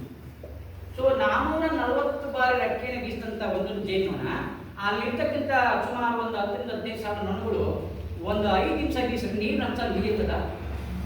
ಸೊ ಅದನ್ನ ಪ್ಯೂರ್ ಜೇನುತುಪ್ಪ ಮಾಡಬೇಕಾದ್ರೆ ಆ ರೆಕ್ಕೆಯನ್ನು ಬೀಸಿ ನೀರಿನ ಅಂಶವನ್ನು ತೆಗೆದು ಪ್ಯೂರ್ ಜೇನುತುಪ್ಪ ಆದಮೇಲೆ ಸೀಲ್ಡ್ ಮಾಡೋದು. ಸೀಲ್ಡ್ ಅಂದರೆ ತನ್ನ ಮೇಣದಿಂದ ತೆಗೆದು ಹದ ಮಾಡಿ ಅದಕ್ಕೆ ನಾವು ಕಣಜ ಬಿತ್ತಿರುವ ಹಳ್ಳಿಗಳಲ್ಲಿ ಗೊತ್ತಿದ್ದಲ್ಲ ಸರ್, ತೊಪ್ಪೆಲ್ಲ ಹಾಕಿ ಮುಚ್ಚುತ್ತಿಲ್ವ, ಬೇಕಾದಾಗ ಓಪನ್ ಮಾಡಿಕೊಂಡು ರಾಗಿ ಭತ್ತ ತಗೊಂಡು ಬಿಲ್ ಮಾಡಿ ಹಂಗೆ ಇದು ಸೀಲ್ಡ್ ಮಾಡಿ ಏನು ಮಾಡುತ್ತದೆ ಅಂದರೆ ನನಗೆ ಅಭಾವ ಕಾಲದಲ್ಲಿ ಹಾಗೆ ಅಂತ ನಮ್ಮ ತಕ್ಕಲ್ಲಿ ತೊಂದನಾಯಿದ್ರು ತಿಂದ ನಂತರಲ್ಲ ಅವು ಮಳೆಗಾಲದಲ್ಲಿ 2-3 ತಿಂಗಳು ಮಳೆ ಇಟ್ಕೊಂಡ್ರೆ ಎಲ್ಲಿ ಹೋಗ್ಬೇಕಾವು ಅಲ್ಲಿ ಸ್ಟೋರ್ ಮಾಡಿದ್ರೆ ತಿಂಡಿ ಮಡಗಿರ್ತವೆ. ನಾವು ಅವರಿಂದ ಮೋಸ ಮಾಡಿ ಕದ್ದು ತಗೊಬಿಡೋದು. ಅವು ಮುಂದೆ ಮಕ್ಕಳು ಯಾರು ತಗೊಬಿಟ್ಟವರಲ್ಲ ಅಂತ ಬಾಯಿ ಬಿಟ್ಕೊಂಡು ಮತ್ತೆ ತುಂಬಿಸ್ತವೆ, ಮತ್ತೆ ನೀವು ತಗೊಳ್ಳಿ, ತುಂಬಿಸ್ತವೆ, ನೀವು ತಗೊಳ್ಳಿ. ಇದೇ ಕೆಲಸ. ಅಲ್ಲಿ ನಮಗಿಂತ ಒಂದು 50 ವರ್ಷ 100 ವರ್ಷ ಕೊಟ್ಟಿದ್ರೆ ಇವನೇ ನಾನು ಆಗ ಬತ್ತಾವನೆ ಚಾರ್ಜ್ ಎಲ್ಲ ಸಾಯಿಸ್ತೀವೇನೋ 3 ತಿಂಗಳು ಆಯಿತು. ಓಕೆ, ಎಲ್ಲಿ ಬಂದು ಹಾಗಾಗಿ ಅವುಗಳ ಒಂದು ಲೈಫ್ ಸ್ಟೈಲ್ನೇ ಬೇರೆ, ಬೇರೆ ಬೇರೆ ಜೀವರಾಶಿಗಳ ಲೈಫ್ ಸ್ಟೈಲ್ನೇ ಬೇರೆ. ಅಲ್ಲಿ ತುಂಬಿಸುತ್ತೆ, ನಾವು ತಗೊಳ್ಳಿ. ಇದು ನಾವು ಮಾಡ್ತಕ್ಕಂಥದ್ದು. ನಾವು ಕಾಣ್ದಂತಲೇ ಬೆಳೆ ಇಳುವರಿ ಜಾಸ್ತಿ ಆಗುತ್ತೆ, ಕಂಡಂಗೆ ಜೇನುತುಪ್ಪ ಸಿಗುತ್ತೆ. ಅಲ್ಲಿ 8 ಪ್ರೈಮ್ ಇರುತ್ತಲ್ವ, 8 ಪ್ರೈಮ್ನಲ್ಲೂ ಕೂಡ ತನ್ನ ವ್ಯಾಕ್ಷನ್ ಮೇಣದಿಂದ ಮನೆಯನ್ನು ನಿರ್ಮಾಣ ಮಾಡ್ಕೊಂಡಿರುತ್ತೆ. ಅದೇನಾಗುತ್ತೆ, ಫಸ್ಟ್ ಕಟ್ಟದ್ದು ಕಪ್ಪುದಾಗ ಬರ್ತಾ ಇರುತ್ತೆ. ಅದು ವಯಸ್ಸಾಯ್ದಾಗಿಲ್ಲ ಸ್ವಲ್ಪ ಕಪ್ಪು ಆಯ್ತಾ ಇರ್ತದೆ. ಸೊ ಅದನ್ನು ನಾವು ರಿಮೂವ್ ಮಾಡ್ಬಿಡ್ಬೋದು. ರಿಮೂವ್ ಮಾಡ್ಬಿಟ್ಟು ಏನು ಮಾಡಬೇಕು, ಆ ಫ್ರೇಮನ್ನು ತೆಗೆದು ಮಧ್ಯದಲ್ಲಿ ಇಡಬೇಕು. ಅದೇ ಮಾಡೋದು ಹೊಸದಾಗಿ ಮೇಣವನ್ನು ಕಟ್ಟಿ ಗೂಡನ್ನು ಮಾಡಬೇಕು. ಸೊ ಹಂಗೆ ಕಪ್ಪಾದ ಕಟ್ ಮಾಡಿ ಒಂದು ಕಡೆ ಇಡಿ. ಒಂದು ಕಡೆ ಇಟ್ಟಾಗ ಅದನ್ನು ಕರಗಿಸಿ. ಆ ಕರಗಿಸಿದಾಗ ಏನಾಗುತ್ತೆ, 1 kg ಮೇಣ ಸಿಗುತ್ತೆ. ಸೊ 1 kg ಮೇಣ ಅದು ಹದ ಮಾಡಿ ತನ್ನ ಗೂಡನ್ನು ನಿರ್ಮಾಣ ಮಾಡಬೇಕಾದ್ರೆ 12 kg ಜೇನುತುಪ್ಪವನ್ನು ಅವೇ ತಿನ್ನಬೇಕು. 12 kg ಪ್ರಕೃತಿಯಲ್ಲಿ ಸಿಗ್ತಕ್ಕಂಥ ಜೇನುತುಪ್ಪವನ್ನು ತಿಂದಾಗ 1 kg ಆಗುತ್ತೆ ತನ್ನ ಮನೆಗಳನ್ನು ನಿರ್ಮಾಣ ಮಾಡ್ತಕ್ಕಂಥ ಮೇಣ ಜೇನುನೊಣದಲ್ಲಿ ಉತ್ಪತ್ತಿ ಆಗುತ್ತೆ. ಇನ್ನೆಲ್ಲ ಸುಮ್ಮನೆ ಉತ್ಪತ್ತಿ ಆಗುದಿಲ್ಲ. ಆಮೇಲೆ ಅಳತೆಗೆ ಒಂದು ಚೂರು ವ್ಯತ್ಯಾಸ ಆದರೂ ಕೂಡ ಎಷ್ಟೆಷ್ಟೋ ತಪ್ಪು ಮಾಡ್ಬೋದು ಕಾರ್ಪೆಂಟ್ರಿ ವರ್ಕರು, ಅದಕ್ಕೆ ತ್ಯಾಪೆ ಗಿಪ್ಪೆ ಎಲ್ಲ ಮಾಡ್ತಾರೆ. ಆದರೆ ಒಂದು ಚೂರು ಅಳತೆ ವ್ಯತ್ಯಾಸ ಮಾಡಿದ್ರೆ ಷಡ್ಭುಜಾಕೃತಿಯಿಂದ ತನ್ನ ಗೂಡುಗಳನ್ನು ರಚನೆ ಮಾಡ್ಕೊಳ್ಳುತ್ತೆ. ಹಂಗಿದ್ದಾಗ ಮಾತ್ರ ರಾಣಿಮನವರು ಮೊಟ್ಟೆ ಇಡೋದು. ಒಂದು ಚೂರು ಅಳತೆ ವ್ಯತ್ಯಾಸ ಮೊಟ್ಟೆ ಇಡೋದಿಲ್ಲ. ಇದು ಬಹಳ ಸೂಕ್ಷ್ಮವಾಗಿ ನೋಡ್ತಾ ಇರುತ್ತೆ ರಾಣಿಮನ. ಅಳತೆಗೆ ಅನುಸಾರವಾಗಿ ಆಮೇಲೆ ಜಾಗ ವೇಸ್ಟ್ ಮಾಡೋದಿಲ್ಲ. ನಮಗೆ ಈ ಕಡೆ ಬೆಡ್ರೂಮು, ಇತ್ತಾಗೆ ಕಿಚನ್ನು ಅಂತ ಮಾಡ್ತೀವಿ, ವೇಸ್ಟ್ ಮಾಡ್ಕೊಂಡು ಜಾಗ. ಆದರೆ ಜೇನುನೊಣಗಳು ಷಡ್ಭುಜಾಕೃತಿಗೆ ತನ್ನ ಮನೆ ನಿರ್ಮಾಣ ಮಾಡಿಕೊಂಡು ವಾಸ ಮಾಡ್ತವೆ. ಸೊ ಹಾಗಾಗಿ 1 kg ಮೇಣ ಸಿಗಬೇಕಾದ್ರೆ 12 kg ಜೇನುತುಪ್ಪವನ್ನು ಜೇನುನೊಣನೇ ತಿಂದು. ಹೇಳಿ ಸರ್. ಈ ಆರ್ಟಿಫಿಷಿಯಲ್ ವ್ಯಾಕ್ಸ್ ಸಿಗುತ್ತಲ್ಲ, ಶೀಟ್ ಅಂದ್ರೆ ಹೇಳಕ್ಕಾಗಲ್ಲ ಸರ್. ಆರ್ಟಿಫಿಷಿಯಲ್ ಹಾಕ್ಬೋದು, ಮಾರ್ಕೆಟ್ ಸಿಗುತ್ತೆ, ಅದರಿಂದ ಬೇಗ ಆಗುತ್ತೆ. ಬೇಗ ಆಗುತ್ತೆ. ಅಂದ್ರೆ ಅಲ್ಲಿ ಜಾಸ್ತಿ ಬಿಸಿಲು ಟೈಮಲ್ಲಿ ನೀವೇನಾದ್ರು ಕೊಟ್ಟರೆ ಬಿಸಿಲಿನ ಒಂದು ಶಾಖಕ್ಕೆ ಕರೆದು ಬಿದ್ದೋಗುತ್ತೆ. ಇನ್ನು ಮಳೆಗಾಲದಲ್ಲಿ ಕೊಟ್ಟರೆ ಮಳೆಗಾಲದಲ್ಲಿ ಆಹಾರ ಕೊರತೆ ಇರುತ್ತೆ. ಅವಾಗ ಪ್ರಯೋಜನ ಇಲ್ಲ. ಅವಾಗ ಏನಪ್ಪ ಅಂದ್ರೆ ಅವ್ರು ತಿನ್ನೋಕ್ಕೆ ಊಟನೇ ಸಾಕಾಗಲ್ಲ. ಅವಾಗಲೇ ನೀವು ಅದನ್ನ ಕೃತಕ ಆಹಾರ ಅಂತ ನೀವು ಜೊನ್ನೆಲ್ಲೋ ಅಥವಾ ಪ್ಲಾಸ್ಟಿಕ್ ಬೋಲಲ್ಲೂ ಇಡಬೇಕಾಗುತ್ತೆ. ಸೊ ಆರ್ಟಿಫಿಷಿಯಲ್ CF ಶೀಟ್ ಅಂತ ಸಿಗುತ್ತೆ, ಅದನ್ನು ಕೊಡ್ಬೋದು. ಅದು ಪ್ಯೂರ್ ವ್ಯಾಕ್ಸೇ. ಈಗ ಮೇಣದಲ್ಲೇ ಹದ ಮಾಡಿ ಅದರ ಅಳತೆಗೆ ಅನುಗುಣವಾಗಿ ಶೆಲ್ಗಳಿಗೆ ಅನುಗುಣವಾಗಿ ಅಳತೆ ಅದೇ ರೀತಿ ಇರೋದನ್ನ ಕಂಡಿಡ್ತಿದ್ರು. ಸೊ ಅದು ಬೇಸಿಕ್ ಅಂದರೆ ಬೇಸ್ಮಟ್ಟ, ತಳಪಾಯ. ಈಗ ಜೇನುನೊಣಗಳು ನಾವು ಕೆಳಗಡೆಯಿಂದ ಬೇಸ್ಮಟ್ಟ ಹಾಕಿ ಮನೆ ಕಟ್ತೀವಿ. ಜೇನುಗಳು ಹಂಗಲ್ಲ, ಮೇಲಿಂದ ಬೇಸ್ಮಟ್ಟ ಹಾಕೊಂಡು ಕಟ್ತವೆ. ನೋಡಿದಿರಲ್ವಾ? ಅದಕ್ಕೆ ಕೆಳಗಿಂದ ಅಳಿಪಾಯ ಆಗ್ತವೆ ಇಲ್ಲ, ಮೇಲ್ಭಾಗದಿಂದ ತನ್ನ ಗೂಡು ರಚನೆ ಮಾಡ್ಕೊಂಡು ಕೆಳಗೆ. ನಾವು ಕೆಳಭಾಗದಿಂದ 3 ಅಂತಿತ್ತು 4 ಅಂತಿತ್ತು ಮನೆ ಕಟ್ತೀವಿ. ಸೊ ಹಾಗಾಗಿ ಆ ಒಂದು ಜೇನನ್ನು ನೀವು ತಗೊಂಡು ಇಟ್ಟಿದ್ದ ಸಂದರ್ಭದಲ್ಲಿ ಸ್ನೇಹಿತರಿಗೆ ಆಗಲಿ ಇನ್ನೊಬ್ಬರಿಗೆ ಆಗಲಿ ತಗೊಂಡು ತೋರಿಸಿ, ಆಮೇಲೆ ತೋರಿಸಿ ಒಂದು 15-20 ದಿನ ನಿಮ್ಗೆ ಹೊಂದ್ಕೊಂಡವೆ ಅಂದಮೇಲೆ ನಿಮ್ಮ ವಾತಾವರಣಕ್ಕೆ ನಿಮ್ಗೆ ಹೆಂಗೆ ಹೊಂದ್ಕೊಳ್ತವೆ ಅಂದರೆ ಒಂದು 4-5 ದಿವಸ, ಒಂದು ವಾರಕ್ಕೆ ಪೋಲನನ್ನು ತರ್ತವೆ. ಪೋಲನನ್ನು ಹೇಳಿದ್ನಲ್ಲ, ಗಿಡದ ತಳಭಾಗದಲ್ಲಿ ಅನರೂಪದ ವಸ್ತು ಅದು ಕೆರ್ಕೊಂಡು ತಗೊಬರ್ತೇವೆ. ರಾಗಿ ಇದೆಯಲ್ಲ, ರಾಗಿನ 4 ಭಾಗ ಮಾಡಿದ್ರೆ 1 ಭಾಗದಷ್ಟು 2 ಕಾಲದ್ದು ಬಣ್ಣದ ಕಲ್ಲನ್ನು ತಕ್ಕೊತಾ ಇರ್ತದೆ. ಎಲ್ಲ ನೊಣಗಳು ತರಲ್ಲ, ಒಂದು 10 ನೊಣಗಳಿಗೆ 2-3 ನೊಣಗಳು ಅದನ್ನು ಕಾಲಿಗೆ ಹೊತ್ಕೊಬರ್ತವೆ. ಅದು ಯಾವಾಗ ಬೇಗ ತಂದು ಆ ಗೂಡಿಗೆ ತಂದು ಶೇಖರಣೆ ಮಾಡ್ತಾ ಇದೆ ನೀವು ನಿಂತ್ಕೊಂಡು ನೋಡಿದಾಗ ನಿಮ್ಗೆ ಗೂಡು ನಿಮ್ಮ ಪರಿಸರಕ್ಕೆ ಹೊಂದ್ಕೊಂಡಿದೆ ಅಂತ. ಓಲನ್ನು ಯಾವಾಗ ತರ್ತಾ ಇರೋ ಗ್ಯಾರಂಟಿ ಇಲ್ಲ ಅಂತ. ಯಾವಾಗ ಅಡ್ವಾನ್ಸ್ ಹೇಳೋದು ಗೊತ್ತಿಲ್ಲ, ಬೇರೆ ಮನೆ ಹೋಗೋಕೆ ಅಂತ. ಯಾಕಂದರೆ ಆ ಒಂದು ಪರಿಸರದಲ್ಲಿ ಆಹಾರ ಸಿಗ್ತಿರ್ಬೇಕು, ನೀರು ಸಿಗಬೇಕು, ಒಳ್ಳೆ ವಾತಾವರಣ ಇರಬೇಕು, ಯೋಗ್ಯವಾದ ಸ್ಥಳದಲ್ಲಿ ಇಟ್ಟಿರಬೇಕು. ಹಂಗೆ ಅದು ಚೆನ್ನಾಗಿ ಅದು ಹೊಂದ್ಕೊಳ್ಬೇಕು. ಸರ್ ನಾಳೆದಲ್ಲಿ ನಮ್ಮ ಸ್ವಲ್ಪ ಅರ್ಜೆಂಟ್ ನಮ್ಮ ಚಿಕ್ಕಪ್ಪನ ಮದುವೆ ಇತ್ತು, ತಾಗಿ ಫ್ಲೋರ್ ಮೀನ್ ಮೇಲೆ ಮಾಡ್ಕೊಂಡಿರ್ತೀನಿ 3 ದಿವಸ ಅಂದ್ಬಿಟ್ಟು ಕೆಳಗಡೆ ನೀವು ರಾಗಿನೂ ಪತ್ತರ ಬೀಸಿದ ಸೌಂಡ್ಗಳು ಇದ್ದಾವ. ಅಂದರೆ ಶಬ್ದ ಮಾಲಿನ್ಯ ಜಾಗದಲ್ಲಿ ಇಡೋಂಗಿಲ್ಲ ನೀವು. ಆಮೇಲೆ ರೋಡ್ ಪಕ್ಕದಲ್ಲಿ ಹೈವೇನಲ್ಲಿ ಎಷ್ಟು ನೀಟಾಗಿ ಒಂದು 50 ಮಾಡಿಬಿಟ್ರೆ ಯಾರೋ ಓನರು ಇಷ್ಟು ಚೆನ್ನಾಗಿ ಸಾಕಣೆ ಮಾಡಿದ್ರು ಪಾಪ ಆ ಸೌಂಡ್ಗೆ ರೂಟ್ ಇಟ್ಕೊಂಡು ರೇಟ್ ಹೇಳ್ಬಿಡ್ತಾರೆ. ಸೊ ಆಮೇಲೆ ವಾಯು ಮಾಲಿನ್ಯ ಅಂದರೆ ಟಾಯ್ಲೆಟ್ ಬಂದು ಚರಂಡಿ ನೀರು ಇಂಥ ಜಾಗದಲ್ಲಿ ಇದನ್ನು ಇನ್ಸ್ಟಾಲ್ ಮಾಡ್ತಾರೆ. ಅದಕ್ಕೆ ಪರಿಶುದ್ಧವಾದ ವಾತಾವರಣ ಇರಬೇಕು. ಆಮೇಲೆ ಸರ್ ಇದು ಆಮೇಲೆ ಅಮಾಸೆಗೆ ಹುಣ್ಣಿಮೆ ಒಂದು ಕೊಡ್ತೇವೆ ಸರ್. ಈ ಅಮಾಸೆ ಹುಣ್ಣಿಮೆ ಯಾರು ಹೇಳ್ಬಿಡ್ತಾರೆ ಅವ್ರಿಗೆ ಹೋಗ್ಬಿಟ್ಟು ಕ್ಯಾಲೆಂಡರ್ ಹೊಟ್ಟಿದ್ರು. ಇವತ್ತು ನಾಳಿದ್ದು ಬುದ್ಧ ಪೂರ್ಣಿಮೆ, ಆಮೇಲೆ ಅಮಾಸೆ ಹುಣ್ಣಿಮೆ ಏನು ಗೊತ್ತು ಜನಗಳಿಗೆ ಹೇಳ್ಬಿಟ್ಟು ಅವ್ರು ಇನ್ನಿಲ್ಲವ್ರ ಗಾದೆಯ ಆ ಗಾದೆಯಂಗೆ ಅಪ್ಪ ಹಾಕದ ಹಾಲು ಮಾಡೋಕ್ಕೆ ನಾವು ಇನ್ನೂ ಮಾತಾಡ್ಬೇಕಿದೆ. ನಿಜವಾದ ಘಟನೆ ಏನಪ್ಪ ಅಂತಂದರೆ ಇವತ್ತು ಸುತ್ತೂರಿಗೆ ಇದು ಹನಿಬಿ ವರ್ಲ್ಡ್ ಹನಿಬಿ ಡೇ ಅಲ್ವಾ, ಇವತ್ತು ನೆನಪಿಟ್ಕೊಳ್ಳಿ. 1ನೇ ತಾರೀಕು 21 ನೀವು ಐಡೆಂಟಿಫಿಕೇಶನ್ ಮಾಡ್ಕೊಳ್ಬೇಡಿ. ಎಲ್ಲ ಒಂದು ಕಡೆ ಅದು ಡಿವೈಡ್ ಆಗಿ ಬಂತು, ಇದು ಬಂದು ಸೆಟ್ಲ್ ಆಯಿತು. ಒಂದು 15 ದಿವಸ ಏನಾಗ್ತದೆ, ಸುತ್ತ ಸಿಗ್ತಕ್ಕಂಥ ಆಹಾರ ಎಲ್ಲ ತಂದು ಸೇರಿಸ್ಕೊಂಡು ಕೂತ್ಕೊಂಡು ಇರುತ್ತೆ. ಶುರುವಾಗುತ್ತೆ ಮಳೆ. ಈ ವಿಪತ್ತು ಶುರುವಾಗೋದಲ್ಲ, ಶುರುವಾಗುತ್ತೆ. ಏನು ಮಾಡಬೇಕು? ಈಗ ಅದು ಮಳೆ ಶುರುವಾದಾಗ ಎಲ್ಲ ಗಿಡ ಮರ ಬಳ್ಳಿಗಳೆಲ್ಲ ನೀರು ಬೀಳ್ತಾರೆ, ಮಳೆ ನೀರು, ಆಹಾರ ಸಿಗ್ತಿಲ್ಲ. ಏನು ಮಾಡಬೇಕು?